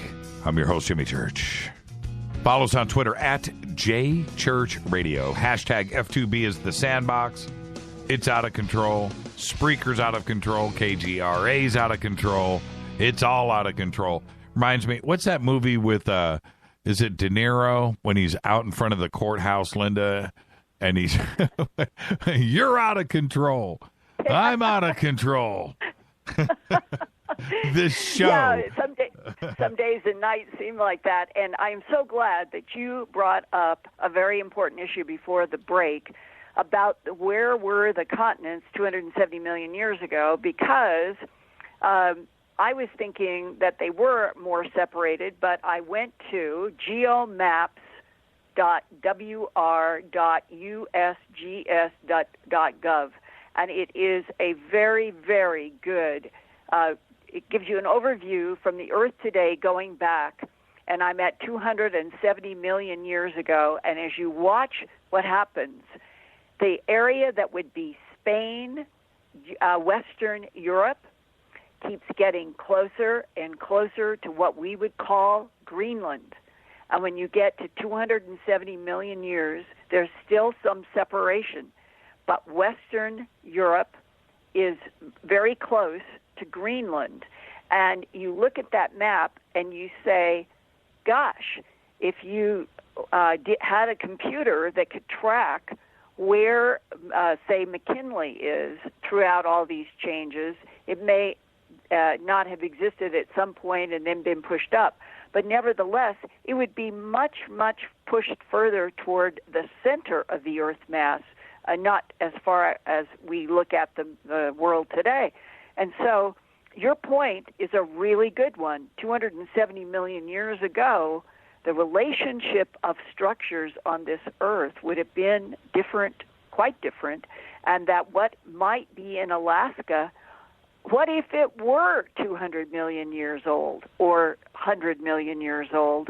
See, these are numbers that nobody has ever really thought about much before now, and now it's beginning to emerge all over the place. And so if you go to this geomaps.wr.usgs and you look at the progression of what has happened to continents on this planet going all the way to 620 million years ago, it was radically different to today, but 270, there was quite a difference. Yeah, and I was starting to think that maybe I was losing my mind. I was like, man, I think I'm off a little bit here. I'm going to listen to Linda. She's smarter than me. So I'm just glad you went. Sometimes, you lose track of the time. We all know that there was a time when all of the continents were all together, and that this was Gondwana land, is what Carl Sagan used to refer to it as.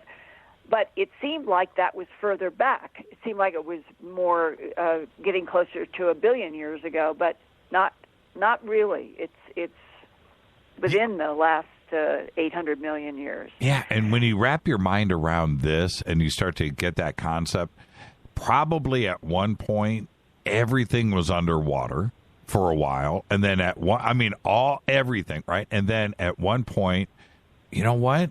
It might have been all land at one point, and all the moisture went up into the atmosphere and then came back down. We don't know, but we have to kind of look at things like that.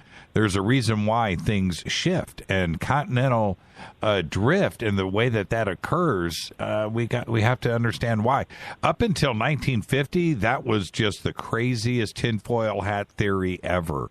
And that wasn't even accepted into the textbooks until, I believe, the early 60s. Isn't that pretty nuts when you think about it? It is a great, great metaphor for exactly the frustrations that some of us who are convinced that we're not alone in this universe, right. We're convinced that an alien presence has been on this planet for a very long time, and government people are beginning to talk. And just recently, Tom DeLonge, who has that Secret Machine book out and says that he's going to continue to unfold in a nonfiction way eventually what he's learning. He says that in March he learned directly what we've all had suspicions, and I have been getting forensic evidence since 1979, that cattle mutilations, and it isn't just cattle, it's every animal that you can think of, domestic, and it extends to wild animals, deer and elk and marmot, and there have been like a royal python and a monitor lizard and kangaroo. There's all kinds of animals that have been affected by the animal mutilation, but the important words now are coming that the mutilations are involved with this phenomenon. I do know that, yes, that they absolutely are. Well, I've been reporting that since 1979-80.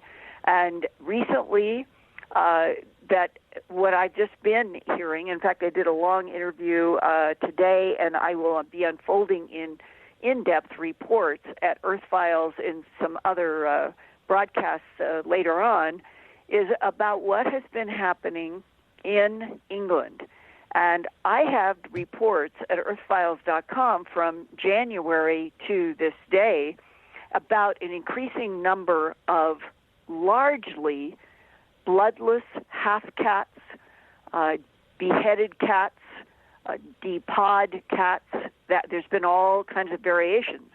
And that the last story I had done was in early April, and the number of cats that were being reported at that time was, they had said, about 50. Today, this is May 11th, I talked with the director of an organization that is called SNARL. They are a group of people who are living in southern England who are so concerned about what is happening to the animals that they've come together as sort of a citizens group. And SNARL stands for South Norwood Animal Rescue and Liberty, and the woman I talked to is Boudica Rising. She is the director now of this organization.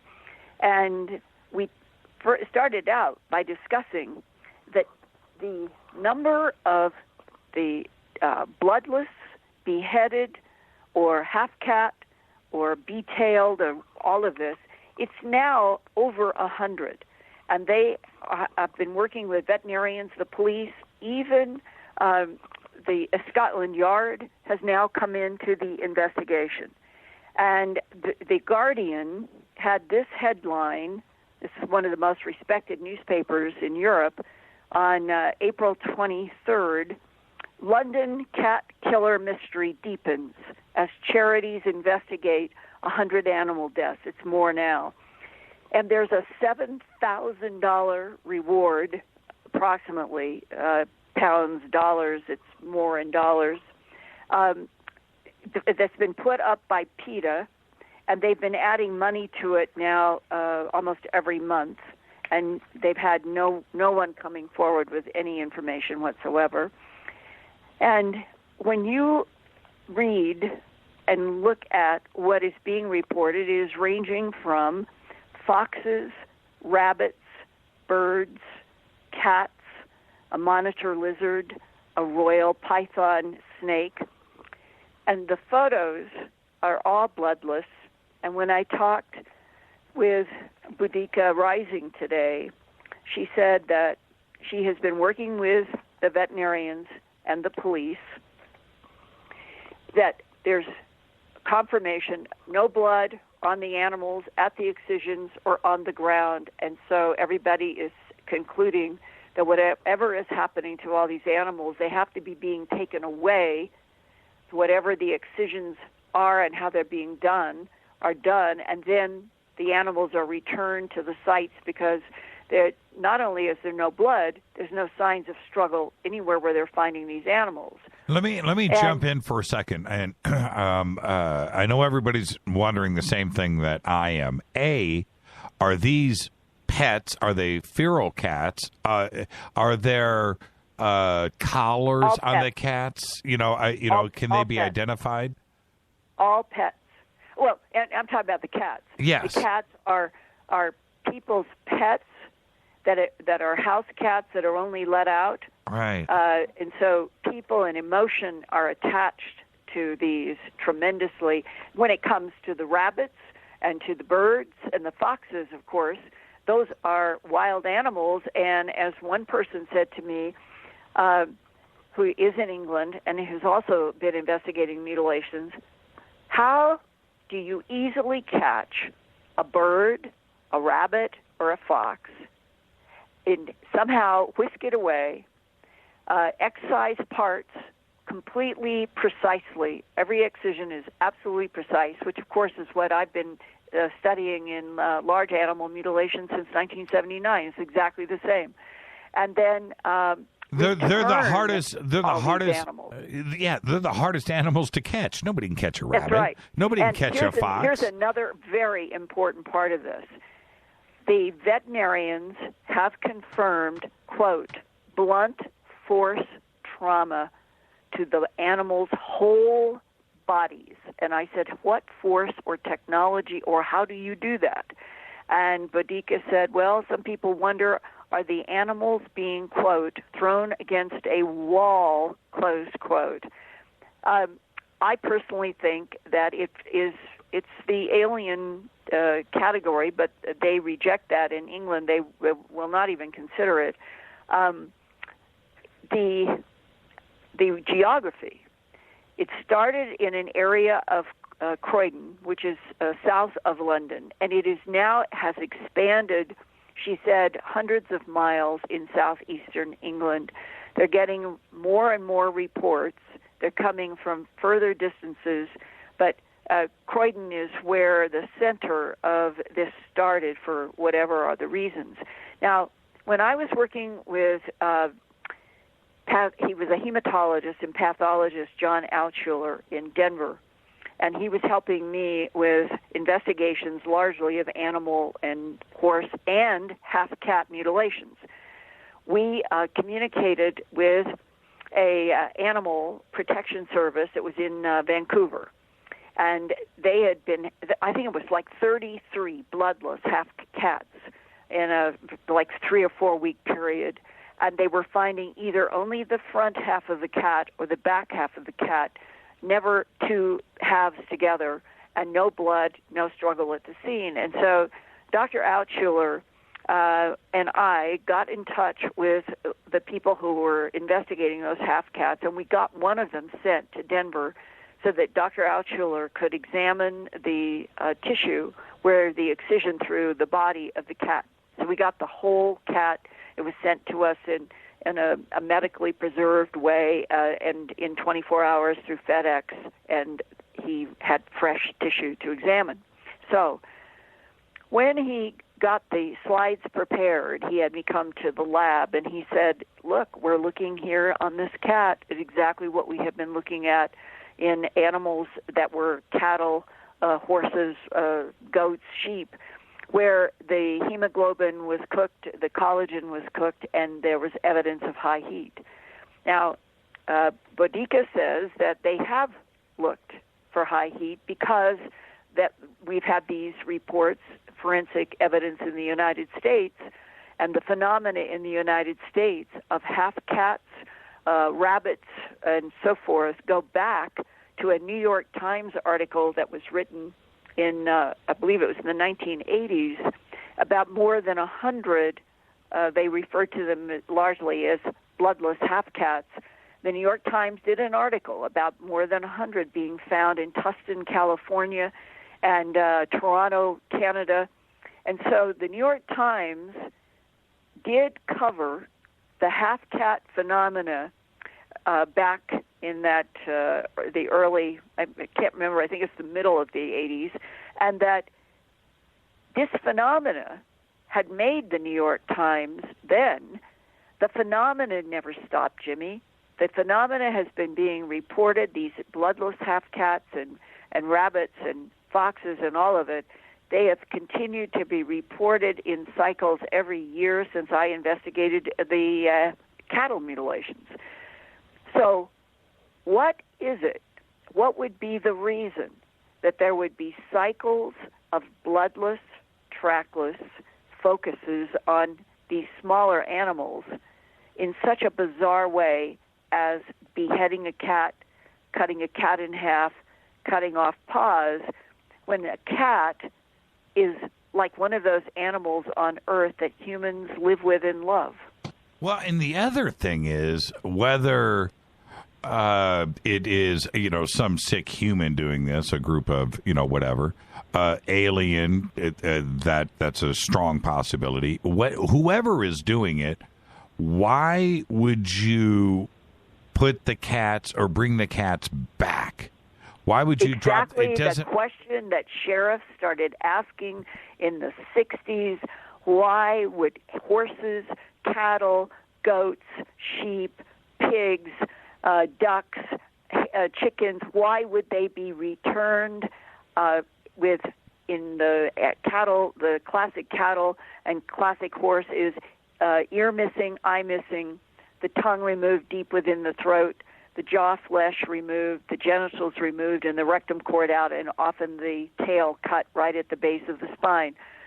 Thousands and thousands of these cases going back to the 60s, and it was right from the beginning that the sheriffs were saying, whatever is doing this, why are they returning the animals back to the pastures or near where they were removed? And what is the answer on the other side of that question? As one sheriff said to me, it's like something is flaunting to us that it can do something we don't understand. Yeah, it goes way beyond a bunch of kids out, having a sick time. That is not what we're talking about here. And how would they do it? Well, that's my point. That's my point. No, how would anybody be able to make these excisions that show no bleeding? Right. How is that possible unless you have a technology that can somehow cut through tissue and not leave blood? And not get caught, Linda. That's the other key thing here. Well, and it's been going on all over the world. Yes, somebody would be caught, and it hasn't happened, and it's somebody and something is doing it, and not only the weird part about this for me, and I know I'm preaching to the choir here, but it messes with my head. The visualizations, the pictures, the imaging, the thought of what's going on messes with our emotions. And that's the trippy thing here. It's very sick. It's demented. It's wrong, and it goes way beyond our scope of morals and what we look at. And that's what messes with this so much. It is just like a really bad, it's like a bad snuff film or something. You know what I mean? It's just so beyond what is right.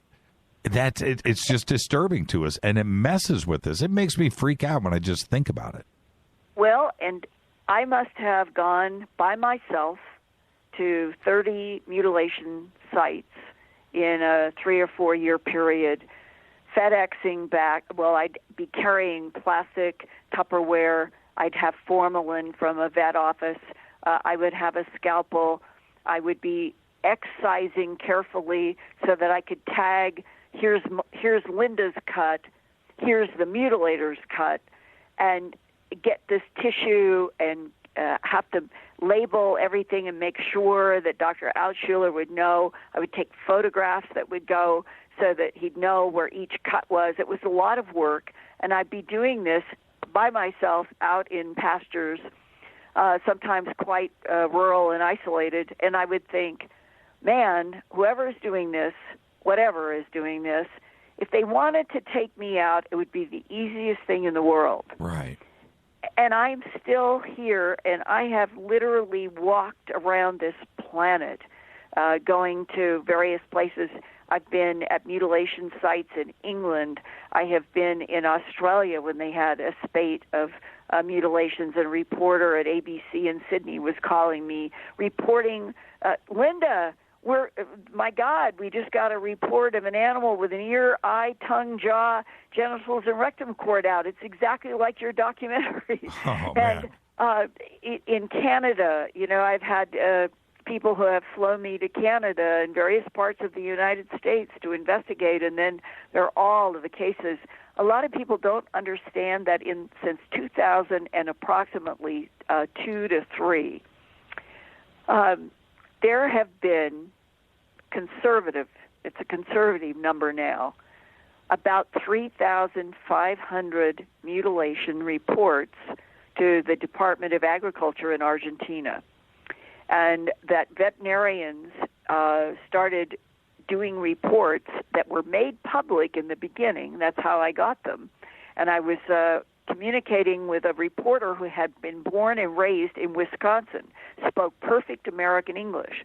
He was working for a newspaper in Buenos Aires for the Experience, and he spoke also fluent Spanish and Portuguese. And he said, I got a hold of him because I had a recommendation that I needed somebody who could speak English that could be understood for an American audience, and that's how I got in touch with him.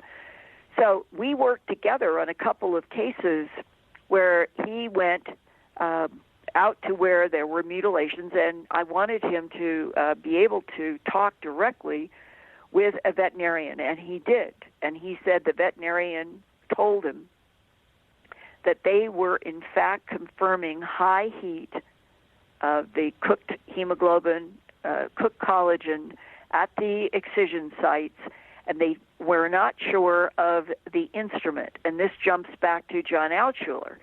One day he called me up and he said, Linda, I want you to come over to the lab. I want to show you something. And he had a stereo microscope so you could have one slide on the right side, one slide on the left, so you could compare tissues. And in the right, he had, it was known laser surgery from a gynecologist. On the left was tissue from one of the animal tissues that I had sent in from a location. And he said, look at these two slides. Tell me if there's anything that you see that's different. And what jumped out immediately was that in the right, which was the known gynecology laser surgery, there were black dots. They're known as carbon. It's a carbon residue that you can see under a microscope that is associated with laser because of the heat. And we're carbon-based life form. That's why it's there. When you looked at the slide on the left that was one of the mutilated animal slides, no black carbon grain. He said, I really don't know what kind of instrument would do this. He said, it's obviously cooked the tissue, but it has not left carbon. He said, I don't know what we're dealing with. And recently, it was about 2 or 3 years ago, somebody who had been serving in a military capacity called me up and said that they had been introduced to a sound, like a sound scalpel, audio frequency scalpel in their work in the military and had gone out into civilian practice. And he was calling me to say, when we use these high frequency or whatever frequency that they're using, the tissue might match that question that you and Dr. Altschuler had about why there wasn't carbon residue. He was going to do some photographic tests and send them to me and make a comparison so we could see. But then I don't know what happened. There are a lot of people who get interested and then their life and work takes over. So I never did see photographs from what I understand now is an acoustical scalpel that is now being used. But the acoustical scalpel, in terms of the civilian world, is new. And we're talking about a phenomenon that has been reported and goes back to the early 60s. We did not have any lasers in operation in the 1960s, at least not in the white world. I want to thank you, Linda. Thank you so much. And everything that Linda is reporting on and everything that we spoke about tonight is over at earthfiles.com. It is truly where I go for all of my secret stuff. But the cat's out of the bag, Linda. Everybody knows. Linda, what are, really quick, we've got about 30 seconds here. You're going to be out of contact in the desert. What are your presentations going to be about? Okay, I'm going to be talking about binary code revelations in what appears to be an abduction case. I'm going to be talking about government whistleblower information about different types of aliens. I'm going to be talking about updates on RAF Bentwaters. I'm going to be doing a presentation that is looking at high strangeness in animal mutilations and human abductions. And I'm on 3 or 4 panels. And I think I'm on something with you, and I'm really looking forward to it because I think it's going to be an exciting, high-energy time at Contact in the Desert because I'm telling you, this year of 2016, it seems to be revolutionary. It seems to be changing, as we said at the top. Every day now, you get up and say, what happened now? Thank you so much, Linda. Be safe. I got to get you on, and we've got to talk some binary, maybe right before Contact in the Desert. Thank you so much, Linda. God bless you. Right back at you, earthfiles.com. Linda Moulton Howe, the one and only. This is Fade to Black. I'll be right back.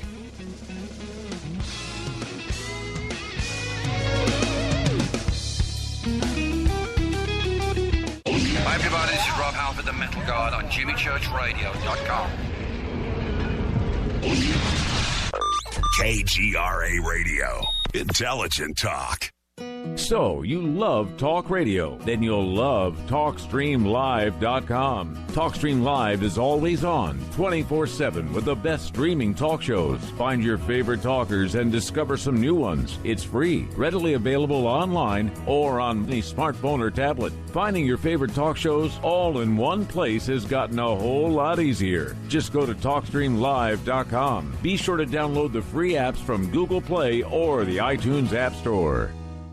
If your home has hard water and it's leaving white spots, then it's likely that limescale is clogging your pipes. Limescale can cost hundreds of dollars a year in wasted energy and early appliance breakdown. HydroCare systems available at Wave Home Solutions prevent and remove limescale with just a simple filter change every 3 years. There are no salts, chemicals, or magnetic coils. Satisfaction guaranteed. For more information, just go to bestwater123.com. That's bestwater123.com. Hi, I'm Richard Dolan. When I'm not hosting my radio program, The Richard Dolan Show on KGRA, or writing new books on UFOs, I run a publishing company. I'm proud to say that Richard Dolan Press has published some of the most fascinating books available on UFOs and related subjects. They include Dr. Bruce Maccabee's classic analysis of the UFO cover-up, David Marler's breakthrough book on triangular UFOs, Dr. Richard Sauter's unique work on underground bases, and other classics by Grant Cameron, Chase Kletsky, and Dr. Bob Wood, not to mention intriguing works by Eve Lorgan and Laurie MacDonald that deal with truly bizarre phenomena. I'm proud to publish such high-quality and original works, and there are several amazing books about to be released over the next few months. Go to richarddolanpress.com to learn more.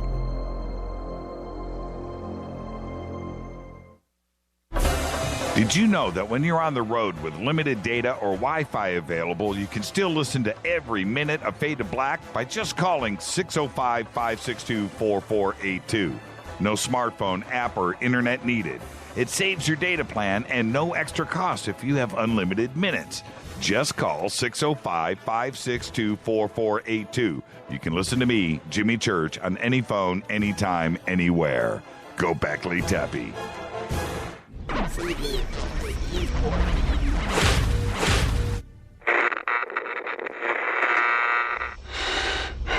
You want to know a secret?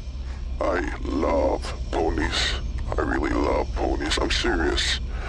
I couldn't stay sane without ponies to brush. Why Fade to Black? Because you never got that pony. Damn it. This is Fade to Black with Jimmy Church on the Game Changer Radio Network and KGRA, the Global Radio Alliance.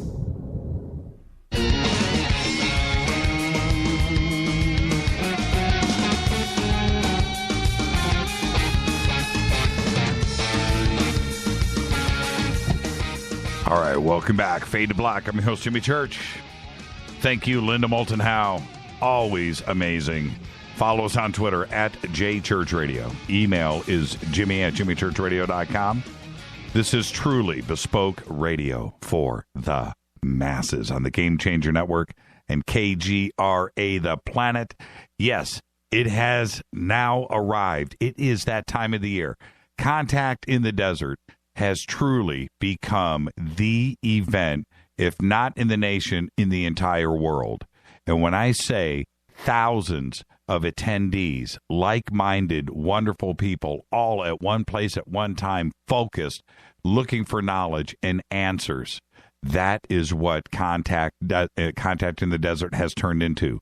It is the place to be out in Joshua Tree, California. We are excited. It's kicking off. It is just 3 short weeks away, and I would like to welcome to the program, back with us, Paul Andrews and Victoria Gavoian. Hey, guys, somebody needs to turn me down in the background. Hey, Jimmy. Hey, Paul. Hi, Jimmy. Hi, Victoria. How are you? We're good. Okay, I've got a strange echo going on. We hear it. Oh, you guys hear it too? I don't hear it on my end. Maybe Paul. Okay, yeah, then it's Paul. Oh, yeah, let's put it on Paul. He always leaves everything on me anyway, so yeah. Put it on that. Hey, you know what, Jimmy? Let me call back in. I'll call back in. Okay, let's just reset. You got it. And he's got it. I got it. All right, let's see if it's still there. Oh, it's still there. It might be you, Victoria. Oh, really? Okay, I will recall in. Well, no, or no, you no. called me. Yeah. It's okay. Let's bring Paul back in, and we'll just get through this. Don't worry about it. I'm a professional. I don't know what the audience is hearing, but yeah, it's weird. We got an echo. Back at you, Jimmy. Okay, you're good. No, we've got an echo, and it turns out it is Okay, let me try Victoria. it again. I'll just do it really quick. Okay. All right, so we'll reset. Yeah, see, now it's gone. It was Victoria, Paul. It was. I told you. Whenever there's a problem with the show or anything that's not going totally smoothly, it's always Victoria. You know, and the thing is, you can't blame her for everything because she's so cute and smart at the same time, right? And cute and smart and one of the most intuitive people in the business, Jimmy. All right, How's now it? let's check it. Oh, we're good. We're solid. All right, let's move on. Excellent. Hey, guys, welcome. And Victoria, this is your first time with us. And, you know, Paul's been with us a few times, but there you go. And welcome to the program. Now, this is the thing. I want to start off here, and I'll kind of guide this. I'm going to throw this to Victoria first, ladies first, Paul, if you don't mind. No problem. Did you guys have any idea that, you know, here we are, you know, going into the fourth year, that it would have turned into the success that it has? Because it is a monster and it's out of control. It's pretty amazing. You know, that's a really good question you're going to hit me up with first. You know, it's really, I'm going to just be honest with you. You know, we're so busy. I'm like the pleaser. I love to spoil people. You know, I want the names coming. I want a great lineup. I want people to come and have an amazing time. So my focus is just on one thing. What can I do for you? And I am constantly thinking about this, that. I call Paul up. Paul, what do you think about this, that? We go over things together. Okay, this is in, this is out. And we're always trying to tweak it to make it better. So when you ask, like, are we shocked at how many people? It doesn't make any difference because every time I make plans or we make plans for anything, what ends up happening is we have more people. So I've given up trying to calculate, okay, we're going to have X amount of people coming and this and that. Now, we're way in the thousands. We'll probably have 3,000 for, I don't know how many this year. But we, you know, just in the first week, we sold over 1,000 tickets. That just goes to show you how, you know, individuals are enjoying the show. And another thing is that 40% of the people are coming. They have been to one show. Another 20% have been to 2 shows, and it just keeps going up higher. Our return rate is huge. But it's not just the show. It's the facility as well. You see, this is a power spot. I know you've had David Wilcock on your show before, right? Haven't you? Yeah, many times. Yeah. So he told me once that this was the place where he had the most intense psychic experiences in his life. And I've heard that over and over and over because we are on a ley line, first of all, and we are on an aquifer. And many sacred spaces in the world are on aquifers. And when you're on that, there is an electromagnetic field that is tripled in its intensity. So when you go to sleep at night, you experience out-of-body, lucid dreaming, all sorts of amazing experiences. But, you know, I don't want to take up all the time, but I just got to tell you this one thing. When I first came here 10 years ago to this property, I used to see balls of light going across in the desert. Now, I just got here. I'm looking at the balls of light. I call my workers, hey, there's somebody driving around on the property because, you know, we have 400 acres here. So I said, look, we gotta go check it out. He'd go one end, I'd go one end, another guy would go on another end so we could block this car. Nothing. I cannot tell you how many chasings we've done over these lights through the years that we were never able to find anything. They would just disappear and it was gone. So this is a power spot. We've got Integratron. We have all these other things going on here. You know, giant rock tours. I mean, where else are you going to get all of that? No, it's a magical place to walk around. It is yeah. The center itself. You walk around and it's a beautiful location. Paul, what have you done to make changes? Because you guys are always improving and calling me, going, Jimmy, we're doing this, we're doing that. So what can we expect this year? What have you guys done? What are the big things?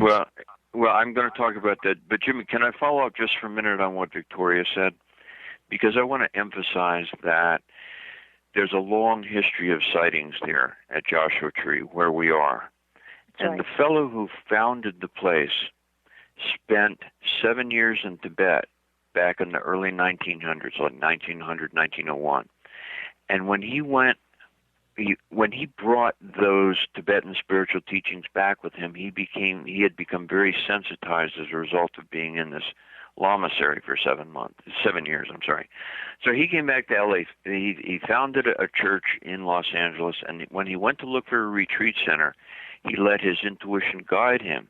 And he finally came to the Joshua Tree Retreat Center, where Victoria and I are. And he made a determination based on his intuition and his feelings and his psychic experiences that this was a facility, that this was a spot where the veil between the physical and the non-physical was the thinnest. And Absolutely. so this is where he determined that he wanted to put his retreat center. And so he and Frank Lloyd Wright envisioned this together. And he kind of drew out the master plan, and then Frank Lloyd Wright and Frank Lloyd Wright's son built all the buildings. I mean, we've got, like 30 or 40 buildings there. Yeah, it's beautiful. And It's the largest collection of Lloyd Wright buildings in the world. I am blown away by that. I'm a big Frank Lloyd Wright fan. I did not know that, but I knew, looking at the architecture and walking around and looking at this stuff, that it was the real deal. And you just managed to blow my mind. Sure. One of the buildings, the dining hall, literally the roof goes into the ground, right? Yes. Buried in the ground, and comes up. You could literally walk up it to the top of the roof and it's all concrete. Now I'm going to walk around and totally trip, Well, we'll take a picture of you, and then we'll put it on your site so that people can see it. I will absolutely do that. We had, I'm going to take 2 seconds to tell this. We had 2 years ago, the conference before the last one, 2 years ago, Rita and I were staying out in 29 Palms. We got a cabin out there. And we're having a little party, a little Fate or Not party, and Steve Murillo's there, and Alex Mistretta is there, and Rita and the rest of the Fate or Not crew. They're all out there. And we're standing out on the patio, and I'm not making this up. Somebody says, and there's like 10 of us out on the patio at this time, and somebody says, man, it'd be really cool if we could see something, right? And at that moment, as I live and breathe, somebody says, what is that? And as I look where this person is looking, shot up straight out of the desert at the base of the mountains, shot straight up. It was a round ball of light, shot straight up from the desert floor. There's nothing out where we are. There's nothing there. There's nothing. And it shoots straight up it had to have been going thousands of miles an hour. I don't even know how to explain it. Shot straight. It's commonplace. It is commonplace out there. It's a very magical place. In fact, Jimmy, if you talk to a lot of the locals, they have spots out on this loop called the 17-mile drive up in the national park, which is just a quarter of a mile down the road. Right. And they'll go out there and they'll sit in the back of the pickup trucks and drink beer all night long and just wait for the sightings. And I bumped into so many of the local people there who have had these sightings over the years. And I don't think it's any accident that there's a major military base just down the road from it. So it's kind of like we got the light and the dark together. Yeah, right. But Victoria's absolutely right. It's a magical spot, and magical things happen there. They just do, Jimmy. And I'm just going to give you one other example because I think your listeners will be interested in this. There was an older gentleman that Victoria and I know who was on the board of trustees there at the retreat center. And he was staying there one night by himself over in what we call the apartments. And he went to sleep. And when he woke up, this huge ball of light had come into his room and was communing with him. Now, this gentleman was in his 70s at the time, communing with him, very conservative guy. And it just blew him away. And then it left, and left the room in complete darkness just as it had been. And this just rocked him to his core. And he was never, I believe, never quite the same again. And his interest in aliens and UFO, increased dramatically as a result of that experience. And, as Victoria's pointed out, these are the kinds of magical things that happen. out at that particular retreat center, and that's why we chose it, because it is a power spot. And as Victoria said, that's where they built the Tesla's Integratron, and that's where Giant Rock is, and it's just an amazing place. And that's why we have the night vision goggles as well, Jimmy. This year we got over 20 pairs coming in, and I'm telling you, it is amazing what you can see in the night sky there. And I'm telling you, what happened was we were sitting there on a bench. I forget who was with me. There's 2 or 3 other people. And I'm looking up at the sky, and I'm looking through the night vision goggles, and I see this light. And it's way up there. Okay, because I'm watching it, and all of a sudden 3 little lights come out of that one light. And I'm watching this. And they're doing zigzags and dancing around it and doing all of this stuff. And my brain is seeing it. I mean, I can see it with my eyes, but my brain is saying, wait a minute, this can't be possible. Right. And when you go out there, this is the kind of thing that people experience. You see it with your eyes, but there's this thing inside of you that says, wait, this is not natural. But that's the kind of experiences that you have out there. Yeah, Melinda Leslie has been hitting me up. Jimmy, you've got to come hang out with me. You've got to come hang out. I'm not going to play around this year. So she's got all the goggles, Jimmy. Yeah. So but no. I mean, Victoria is right. It's a great experience. It's something that people can experience directly, and I think direct personal experience is the most important thing in this particular field. But to get back to your question, Jimmy, if I may. Yes. I feel very, very fortunate that we have been able to gather, in my opinion, one of the best lineups that I have ever seen in my lifetime to address this very broad and multidisciplined topic. And some of the people that are at the top of our group are, we got Graham Hancock. We've got David Childress, who's a regular on Ancient Aliens. We have Robert Bauval. Mm-hmm. Yeah, Robert Bauval. We have Giorgio Tsoukalos, who's the host of Ancient Aliens. We have David Jacobs. We have, of course, you know, and your listeners know, Linda Moulton Howe. And George Norrie, somebody you might have heard of. And Brian Forrester from Peru. Yeah. Brian Forrester, David Wilcock, Eric von Daniken, who wrote Chariots of the Gods, Whitley Strieber, who wrote Communion, and one of my favorites, Walter Cruttenden, who wrote a book called Lost Store. And I would like to talk about that a little bit later, Jimmy, because it's a fascinating topic, and he's a very bright man.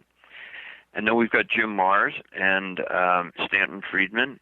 We have Daniel Sheehan, who I think is an amazing speaker. John Greenwald from Black Vault. Richard Dolan. Mm-hmm. Mike Barra. Mm-hmm. Laura Eisenhower. Travis Walton. As Victoria said, Brian Forster. And James Gilliland. Now, is James leading an event at night this year?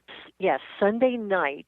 He, Tricia McCannon, and there's one more person. Who is it? Let me think. Well, as we're talking, I'll remember. But anyway, there's 3 of them. Maybe? No. It's Mark Hebler. Mark Hebler, Dr. Dream. Okay. Yeah, right. And they're going to be doing an amazing calling in, and that's on Sunday night. Right, so they're going to be doing field work, and they're going to be calling in the spaceships using lights and meditation and chant and mantras, and, you know, I like James Gilliland. I like his approach to it. Yeah, we'll talk about the special events in a second, but there's a couple of other people that are going to make appearances that don't do this often. One is David Pilates. He's going to be there, and he just doesn't get out often. He's too busy researching. And Clyde Lewis is coming to town. And Clyde doesn't head out of Portland too much, and this is just shows you what kind of event that Jonathan Young, Brad Olson. It's absolutely nuts when you. Isn't it exciting? Patty Greer, crop circles. Yeah, absolutely. You know, Jimmy, I got to tell you this. It's the most funniest thing you've ever seen. I've never seen anything like this. People will call to buy tickets, right? And they are like kids in a candy store. They are so excited.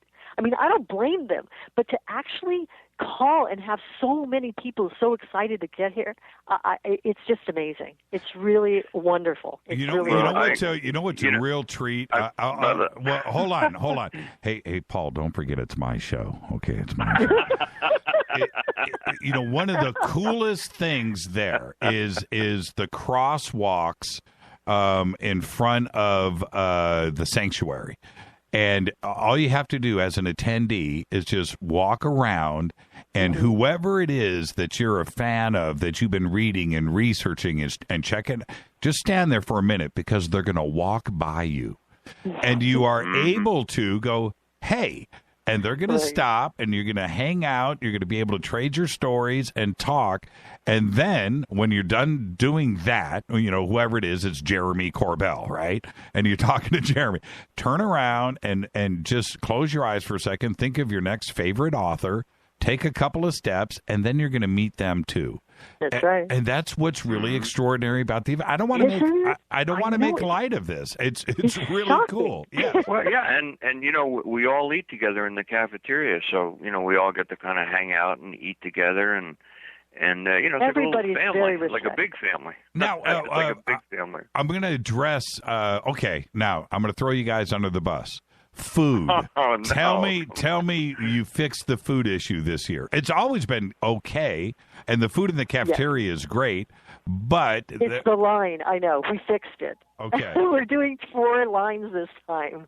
4 lines. Okay. And the food's extraordinary, by the way. I mean, I couldn't believe what we were being fed there. That's not cafeteria food. That is some serious gourmet. We have chefs, gourmet chefs. Oh, man. Okay. Now, tell me about the amphitheater. What are the changes out there? Well, we're going to go with the LED screens this year, giant LED screens, so that we can have more room for people. When we do the lectures, when you get thousands of people, we can't stick them all in sanctuary any longer. We're outgrown that. So what we did is we've shade cloth the entire facility. The whole amphitheater now is under shade now.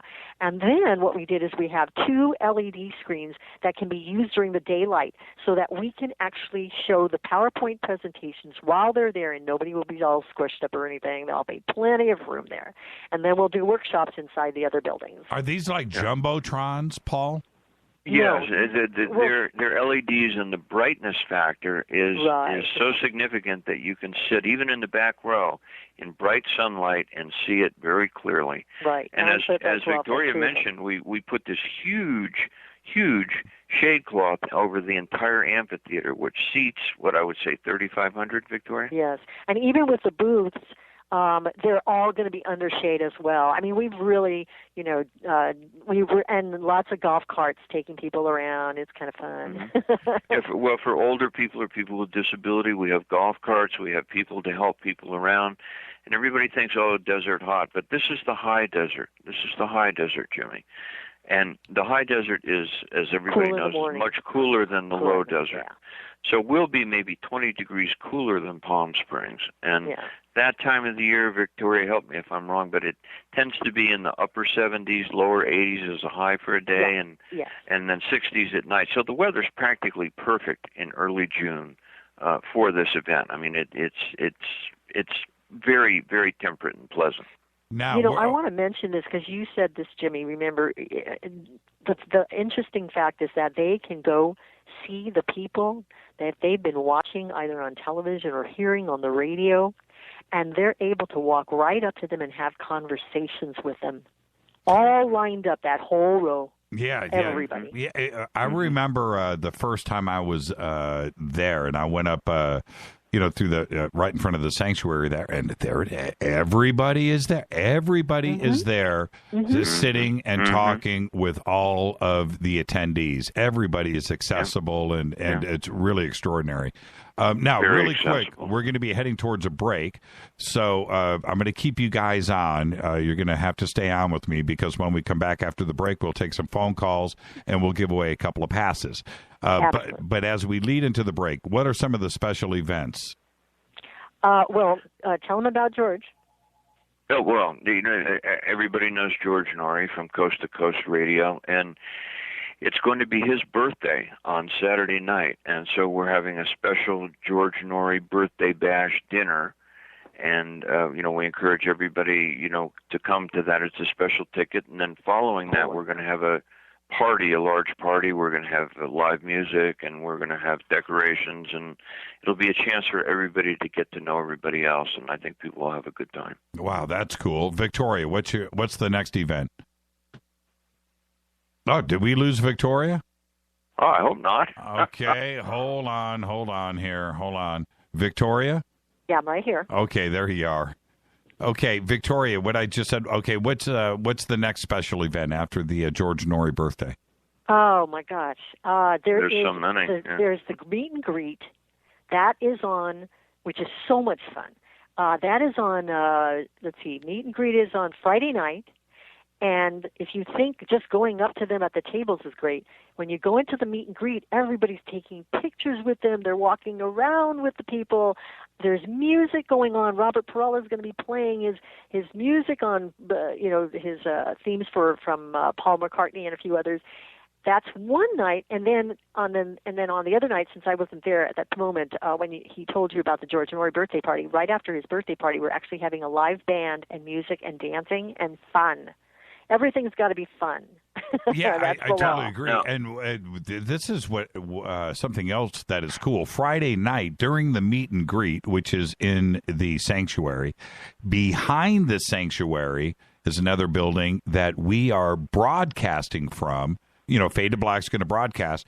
So I was just coming to that, Jimmy. Well, that's the other big event on Friday night. We've got Jimmy Church beginning at 7 o'clock, live radio broadcast in the Lotus Room. Well, and I know you're going to have some guests there. Well, I don't want to make it about me, but what's really cool about that for the attendees is we are right next to the meet and greet. So you can bounce between Fade to Black and go over to the meet and greet, and then the speakers are at the meet and greet, and they conveniently get to walk out and come on Fade to Black like we did it last year, and that's the place to be. Fade to Black and the meet and greet up on the hill. It's like, it's really, if I'm an attendee, it's like, pinch me, man. Is this really going on? And then we have the Cosmic Cafe for those who have experiences. And every day there's a group that meet together and talk about their extraterrestrial experiences. That's going on every day. And we also have the movies. We have films, Under the Stars, or here and there. We have all these different movies going on. And then in the amphitheater and over in some of the buildings as well, so they move around. Each night we have different ones. So there's so many different things. I had a person say, "Oh my gosh, it's so much. I'm so confused. What shall I do?" And I just say, "Okay, look at one strip at a time and choose who you want to go to see. Here, you don't have to sit through somebody you're not interested in.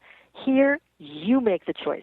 You choose out of 4 or 5 people, who do I really want to see?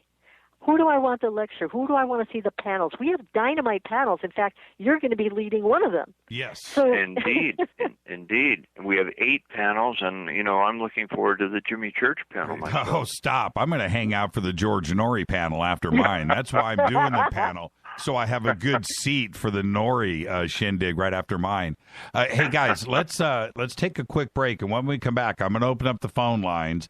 If you can go to Joshua Tree, okay, I'll take the first 2 callers that call in, and I will let Paul and Victoria give away some passes. All right, 323-825-5045, just for the Fadernauts. And when you call in, you can thank Paul and Victoria. We'll be right back.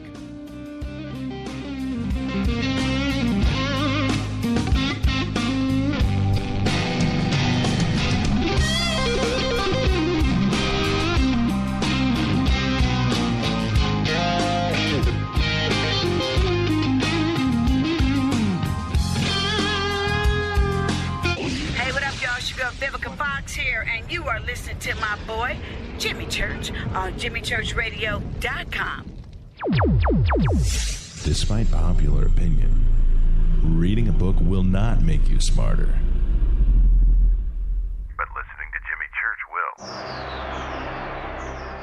Hey, I'll make you a deal. Give me 60 seconds, and I'll give you directions to the Fountain of Youth. Okay, I'm joking. Well, kind of joking. No fountains, but youth, I got. Nature's Youth and their premier anti-aging product, Nature's Youth RSF. With your sensible diet and exercise plan, Nature's Youth RSF can help you look and feel better. RSF is an all-natural amino acid supplement that supports your body to naturally increase HGH levels without any synthetic hormones. And elevated HGH levels can contribute to increased energy, improved libido, reduced body fat, and improved exercise capacity. Let's be honest, who doesn't want to look and feel younger? Visit the newly designed website at naturesyouth.com or call 800-333-6923. That's 800-333-6923, and like them on Facebook, and you'll be included in contest and exclusive offers. What a deal. Oh, speaking of deals, my time's about up. 800-333-6923 or naturesyouth.com. Who needs a fountain anyway? Call today. What's up, Fadernauts? Studio Dome loves Fade to Black and the F2B audience so much that they have put together the ultimate stereo Bluetooth system. They've done it just for you. Man, check this out. The Studio Dome SBB2 stereo system is here. It's featuring 2 Studio Boombox 2 SBB2 wireless Bluetooth speakers, packed in its own custom hardshell case. This Studio Dome system features the very latest in stereo Bluetooth technology. The 2 full-range boomboxes are in true wireless stereo. You've got to hear this. It's amazing. It's just $129, and use the promo code JCRTWS, and you'll also get free shipping. It's simple. Just go to jimmychurchradio.com, click on the Studio Dome banner. Go Beckley Teppy. Erica, Brittany, Gabby, and you're listening to JimmyChurchRadio.com. It's not a lifestyle we chose. We were born this way. KGRARadio.com.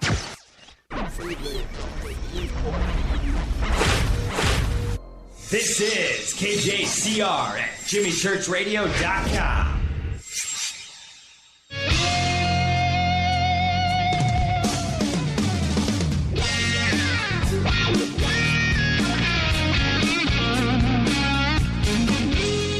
All right, welcome back. Fade to Black. I'm your host, Jimmy Church. Great night tonight. I want to thank Linda Moulton Howe, always bringing it. And right now we have Paul Anders and Victoria Gavoian from Contact in the Desert. And we're going to go ahead and give away some passes. So let's go straight to the phones. Hi, you're live on Fade to Black. Who's calling? Jimmy, it's Gigi. Gigi. What's up, brother? What's up? How'd you get through so quickly? All right. You want to go to Contact in the Desert? Well, actually, I already got my pass, but my sister wants to go. If you can spare her a pass. So you're calling in for your sister. Okay. Let him have it, Jimmy. Come on. Okay. All right. See, come on. Gigi. I'm going to tell Rita on you. Yeah, you're lucky. You're lucky it's Victoria, Gigi. All right.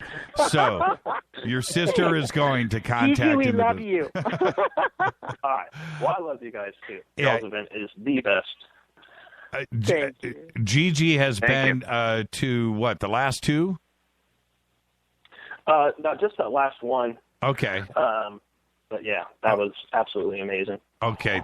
All right, Gigi. So we'll look forward to seeing you out there, and we'll take care of everything and get you all hooked up. All right?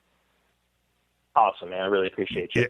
Thank you so much, Gigi. And Gigi, tell me, can I ask Gigi a question? Jimmy, sure. Would you mind? Yeah, go ahead. Gigi, do me a favor. Email me and let me know who you would like to see next year. Oh, that will not be a problem. I will do that right away. Okay, give me some names. Yeah, I want to hear who you guys want. I want to surprise you. I love surprising our people. Our participants are very important to us. Oh, man, that is so cool, Victoria. What's your email address now? I'll take care of it, Gigi. Give it to you. Yeah, we'll do it off the air. Thank you so much, Gigi. Thank you, all right, Gigi. Cheers. We'll see you there. I don't know. Thank you, Gigi. I don't know how he got through all those phone calls, and that was random. All right. Okay. Opening up the phone lines. I cleared everybody out. I'm going to be fair about this. Okay. So I've reset the phone lines. 323-870-1037. 323-825-5045. I got to be fair. It's random. First call in, I will grab it. Okay, 323-825-5045. I just hung up on a bunch of people that are really pissed off right now. Oh, no. But you just got to be fair. You got to be fair. 323-825-5045. Now, this is the one important question, and I don't know who is going to answer this, but the speaker list is insane. Okay, it is. I love it. Who makes the choices? Both of us. Well, we both do it together. But I have to say, Jimmy, as a hardened veteran and somebody who's been in this field for 30 years, I am excited about going to the show. And Victoria will tell you that when I'm there, I run around and I try to see as many people as I possibly can because, even in our lifetime, seeing this many superstar researchers, lecturers, experiencers in one place at the same time is exciting for me. Yeah, and last year, Paul, when all three of us were talking about this and putting ideas together, it was it was just like, we got to go bigger, man. We got to go bigger. Right. Well, how about no? We got to go bigger. All right, let's take another phone call here. Hi, you're live on Fade to Black. Who's calling? Hey, how you doing, Jimmy? It's Jose. Hey, Jose. How are you? I'm good. How about yourself? I'm doing good. You want to go to Contact in the Desert? Well, like Gigi earlier, I also have a ticket to go, but my daughter wants to go with me this year. And I was hoping... you know what? You're talking to the two bosses. You don't have to convince me of that. So you've already... I really appreciate it if you guys could help my brother out. We're going to help the brother out. Okay. Paul, what do you think? There you go. And help him out. Have you been to the show yet, Jose? Jose? Yes, I went. Jose, I'm gonna check this out. Jose flew in from Florida last year. Really? Yes. Wow. And he's the one, the picture that you have of me on Contact in the Desert, the one where I'm looking up at the sky. Yeah. That one, and Victoria, you were standing next to me when that picture was taken. That was taken by Jose. Oh, well, thank you, Jose. I appreciate that. Yeah. That's great. Well, you're going to have a good time this year. Okay, so I'm definitely gonna do more pictures this year and really try and get everybody in, and I'll let you guys all have a good, decent picture. I hope. Okay. Yeah, please. Yeah, send us the pictures after. I want to take a look at it myself. Love to see him. Thank you, Jose. Okay, Jose, we'll get you all hooked up. Thank you, brother. Thank you. And all right. we'll see you in Thank 3 you. We'll short see you there. weeks. Man, this is fun. Can we give away one more? Paul? Yeah, but This up is to you, fun. Victoria. Up to you. No, of course. I don't mind. All right. Sure. Let's get. Come on, this is Jimmy Church. When you This is pass Jimmy Church. quite a few thousand, what's another one? Well, right. What's one more? And I'm watching as I announce, right? See, what I get to do, what the audience doesn't get to see when I announce this, and I clear out the phone lines, and I announce it, and everybody hears it because we're on a 20-second delay, right? And then everybody calls in at the same time. I'm literally picking up the first call, and then there's 9 or 10 that. So, all right, let's do this one more time. 3, 2, 3. I feel like the FM DJ. You're Santa. Yeah, giving away tickets to Bon Jovi, Okay, let's do it one more time. 323-825-5045. 323-825-5045. We'll give away one more pass to Contact in the Desert. And now, see, we'll wait for 20 seconds. I've cleared out the phones. So, but seriously, how do you guys... Okay, here it is. First call in. Just like, see, 20 seconds, right? Hi, you're live on Fade to Black. Who's calling? You're live. Hey, Jimmy? Yes. Oh, Mike, this is Gordon. Hey, Gordon, you got through, man. First time caller. Okay. How do you feel right now, Gordon? I'm ecstatic. I love it. Love you, Gordon. You're going to have such a cool time. Hey, Gordon. Oh, my God. Gordon, where? Okay, so you can make it to Contact in the Desert, right? You can go? Correct. Yeah, I'm in Santa Monica. Oh, you're cool. You're local. Okay, fantastic. Okay, Gordon, this is what I want you to do. I've got your phone number right here, okay? Okay. Write Rita at jimmychurchradio.com and put your phone number in the email, and then we'll take it from there and we'll get you all hooked up. Awesome. Much love. Thank you so much, you guys. Okay. And listen, same thing with you. I want you to email me and let me know who you would like to see next year, okay? Because I know once you get there, you're going to have an amazing time. And don't forget your beach chair for the amphitheater. I will not, and I definitely have some people in mind. So thank you so much. It's going to be great, Gordon. And first-time caller got through that mess, man. So congratulations, brother. You rock, Gordon. Thank you. All right, Gordon. Thank you so much. You know, it's pretty cool, huh, guys? I love it. Yeah. I love it. Very cool. He really appreciated it. It's so nice when you've given it to someone who really, really wants to go, and that's so interesting. Did you hear that? Like both of those other people that won, they had tickets already. I'm telling you, it's such a good feeling that you know that you're doing something that people are really enjoying. Yeah, that is such a great feeling. Gigi and his sister are flying in from Texas. And, you know, Jose's flying in from Florida. And, you know, so that's it's you know, for people to make that kind of commitment and to come to the event and to come back to the event is just extraordinary. And then there you go. Gordon, first-time caller, calls in, boom, got through.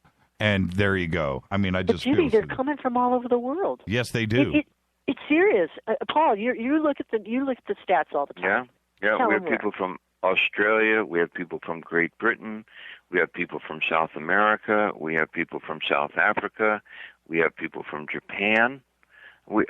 Canada. All over the world, Jimmy. All over the world. It's going to be such a great event, and this is the thing, and I know you guys are tripping. I talk to you all the time, but can you believe a year has gone by?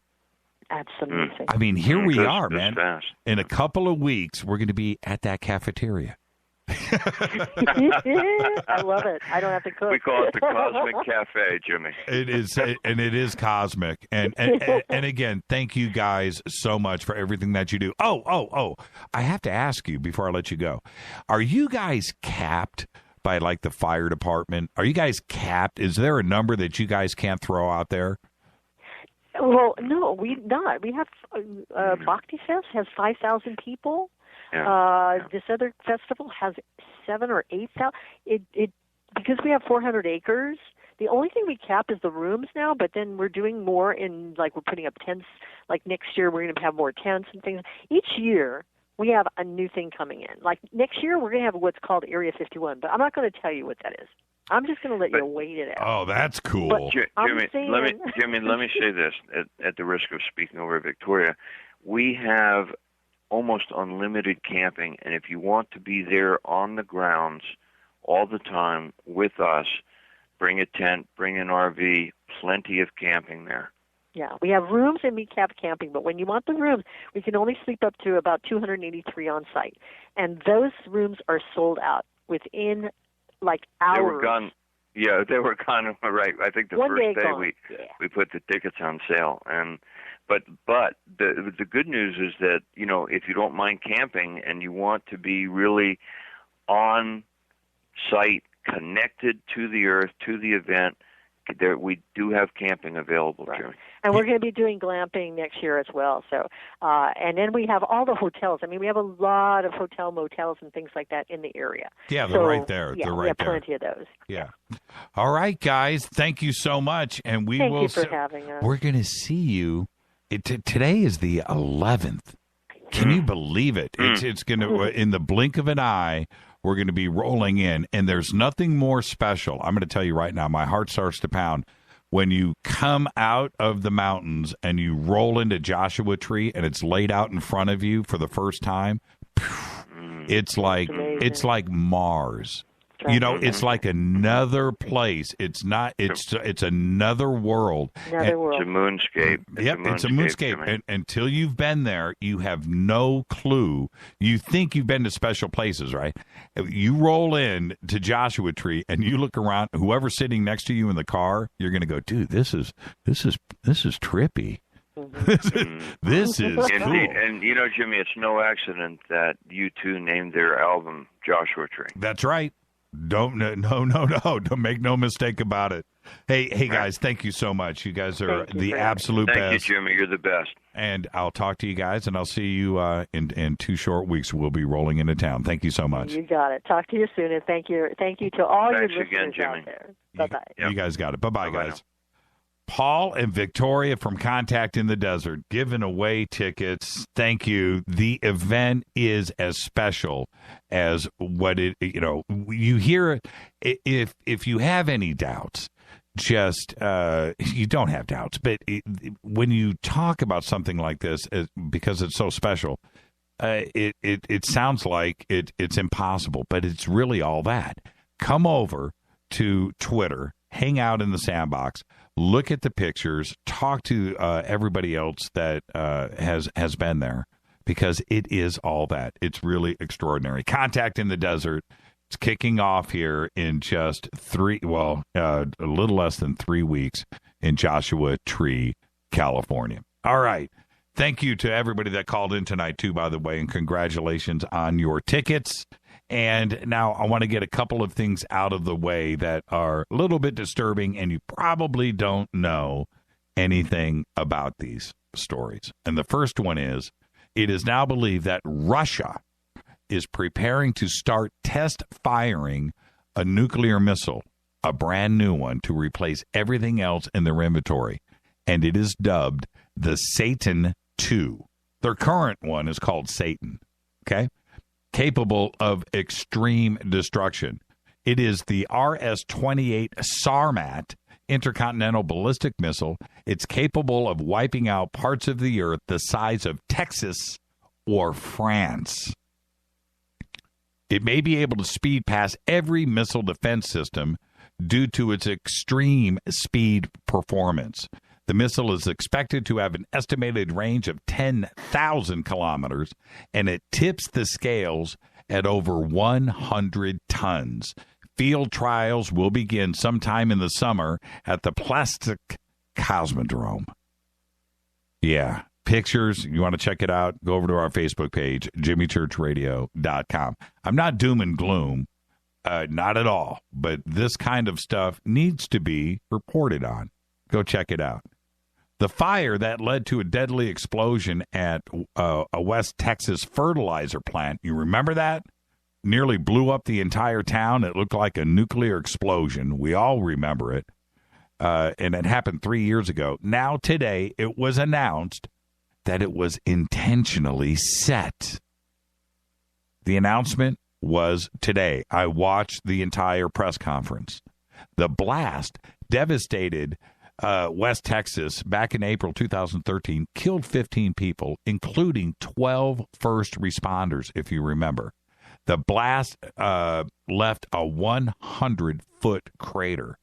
Investigators determined that someone started the fire on purpose after conducting over 400 interviews, lab work on evidence, and this came from officials from the Bureau of Alcohol, Tobacco, and Firearms and Explosives, and authorities will not comment on whether if they know of a suspect, but they say they are hot on the trail of someone. Still, those videos are just burned in to my frontal lobes. Well, so much for the golden era of, the UK-China relations that they were boasting, because the Queen Mother, has been caught on camera saying that Chinese officials were, and I'm quoting here from the Queen Mother herself, very rude during President Xi Jinping's first state visit to the United Kingdom that happened last year. The comments, though, this is what's bizarre. The comments were caught on their own cameras by Buckingham Palace's own staff as the Queen greeted a senior Metropolitan Police officer. The Queen's remarks were made on the same day, and this is when it's bad, right? It goes really bad, because her remarks were made on the same day as the UK Prime Minister David Cameron was caught on camera telling the monarch that Nigeria is this thing on? that Nigeria and Afghanistan were, quoting, fantastically corrupt. Cameron, speaking about an upcoming anti-corruption summit, said that they were possibly the two most corrupt countries in the world, end quote. David Cameron and the Queen Mother on the same day. Just, I guess, pretty much telling it like it is. When you go and you watch the video of the Queen Mother and she makes these comments, it is hilarious. It is crystal clear, too. There is no second guessing what she really meant. Well, police in New Lenox, Illinois, say that they recently responded to a report of a domestic disturbance at the home of 25-year-old Daniel Murphy. Now, during the officers' investigation at the home, though, Murphy decided to secretly record the officers. He then told the officers what he was doing, which led to his arrest. Murphy was then taken to the Will County Adult Detention Facility, where he was charged with, check this, misdemeanor assault and felony eavesdropping without consent. He was also later charged with aggravated battery to a police officer and a misdemeanor false report to a public safety agency. Though right now it's completely unclear if these charges were related to the alleged eavesdropping incident or the domestic disturbance complaint. And this is where it gets funky. He was charged with eavesdropping without consent. Now, that makes no sense. None. I expect these charges to be dropped. They have to be. You know why? If he had surveillance equipment and video cameras installed in his home and they're running and the police show up and they're recording everything, are you saying to me and to the rest of the country that you can get arrested for that? I think not. The issue here is that the police don't want to be videotaped because they don't want to be caught doing something wrong or inappropriate. I understand this is a domestic disturbance call, and they don't know what to expect when they get there. And of course, 25-year-old Daniel Murphy is guilty before charge in a case like this because they arrive assuming certain things, and I get that. But let me tell you something. Just because he chose to videotape says to me that he was scared and that maybe these guys were acting inappropriately. And that's why they got upset. And that's why they arrested him, because they were angry at him. And it's not their job to be angry or to be pissed off because somebody has chosen to videotape you. If he had a security system in his house, tapes are rolling, or anybody else in this country over at my house, and the police show up for whatever reason, and you're going to arrest me because I have a security system installed with video cameras running? Now, trust me, there are video cameras at our front door and the back running 24/7. And if I don't know why or how or what or when the police would show up. It could be for any reason. It could be my neighbors next door and they want to ask me questions. Whatever. I don't care. But if the video cameras are running, that ain't my problem. That's yours. So behave. I am. Are you? Can't arrest me for that. They've got to drop these charges. And if he needs an attorney, I'll represent this guy. I want to know what's on those tapes. That's the other thing. Isn't that now evidence? They arrested him for it. Well, the headline read, tests find rat and human DNA in U.S. hamburgers. That's the headline. Well, immediately, I'm flipping this story over 180 degrees, right? Okay, and this is what the story... Now, the headline, listen to me. Tests find rat and human DNA in U.S. hamburgers. And that's a holy crap moment, isn't it? Oh, come on. So, this is what the article said. Think that burger you're biting into is all beef? Even if it's advertised that way, there's a small chance that you could ingest substituted ingredients or even contaminants from rats or humans, according to a new study. Immediately, I call BS. BS meters just ding, ding, ding, ding, off the chart. Because it continued on with this little gem. A report from the California-based food analytics company Clear Labs, it should be Clear Doofus Labs, by the way, sampled 258 hamburger products.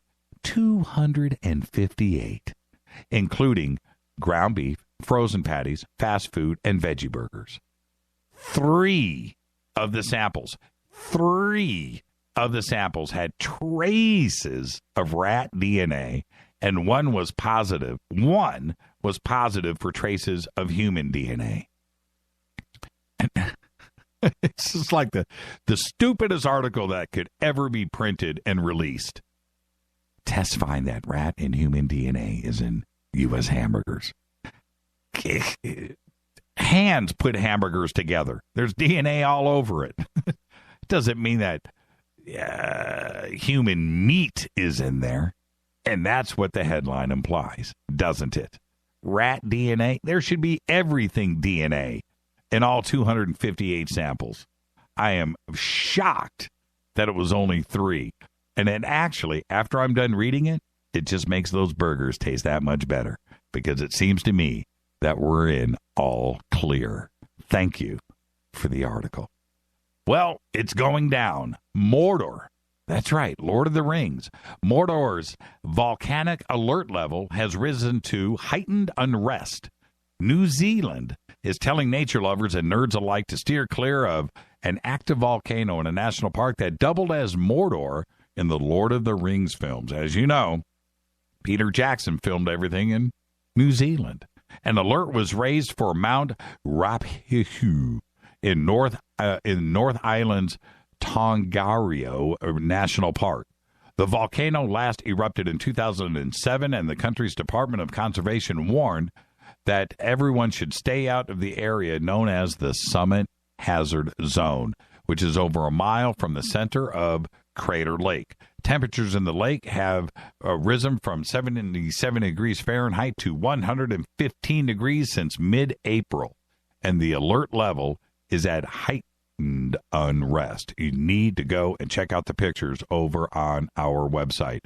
Also, back in New Zealand, we've just posted this. There's a chart that we have. Over the past 6 years, 10 unexplained UFO sightings have been recorded by authorities in New Zealand. Now, there's no close encounters with little green men or flying saucers or anything like that, but all of them are unexplained. The most recent sighting was on March 30th of this year when an unidentified falling light was seen in Tasman Bay near Nelson. Go check it out over on our Facebook page, jimmychurchradio.com. I'm your host, Jimmy Church. Thank you to Linda Moulton Howe for being the very best. Thank you, Paul. Thank you, Victoria. And thank you to everybody that called in tonight and got your passes to Contact in the Desert. Fade to Black's executive producers, Rita Kamarian. Shows produced by Hilton J. Paul, Mark D. Kovar, LJ3, Renee, Mark Dunbar, Jonas. Thank you, Dennis. Thank you, Bob. Announcers are Steve Harder, Gene Viteau, and Mark D. Kovar. Fady by Dale. Webmaster is Drew, the Geek. Music, Doug Aldrich. Intro, Spaceboy. SpaceboyMusic.com. Fade to Black is produced by KJCR for the Game Changer Network. Syndication is KGRA, The Planet. Thank you to everyone that called in tonight, and congratulations on your passes to Contact in the Desert. This broadcast is owned and copyrighted 2016 by Fade to Black and the Game Changer Network. They cannot be rebroadcast, downloaded, copied, or used anywhere in the known universe without written permission from Fade to Black or the Game Changer Network. I'm your host, Jimmy Church. Tomorrow night is Fader Night. Open lines all night long with John Rappaport and the No More Fake Newsroom. Follow us on Twitter at JChurchRadio. Email Jimmy@jimmychurchradio.com. Everybody be safe. Go Beckley Teppy.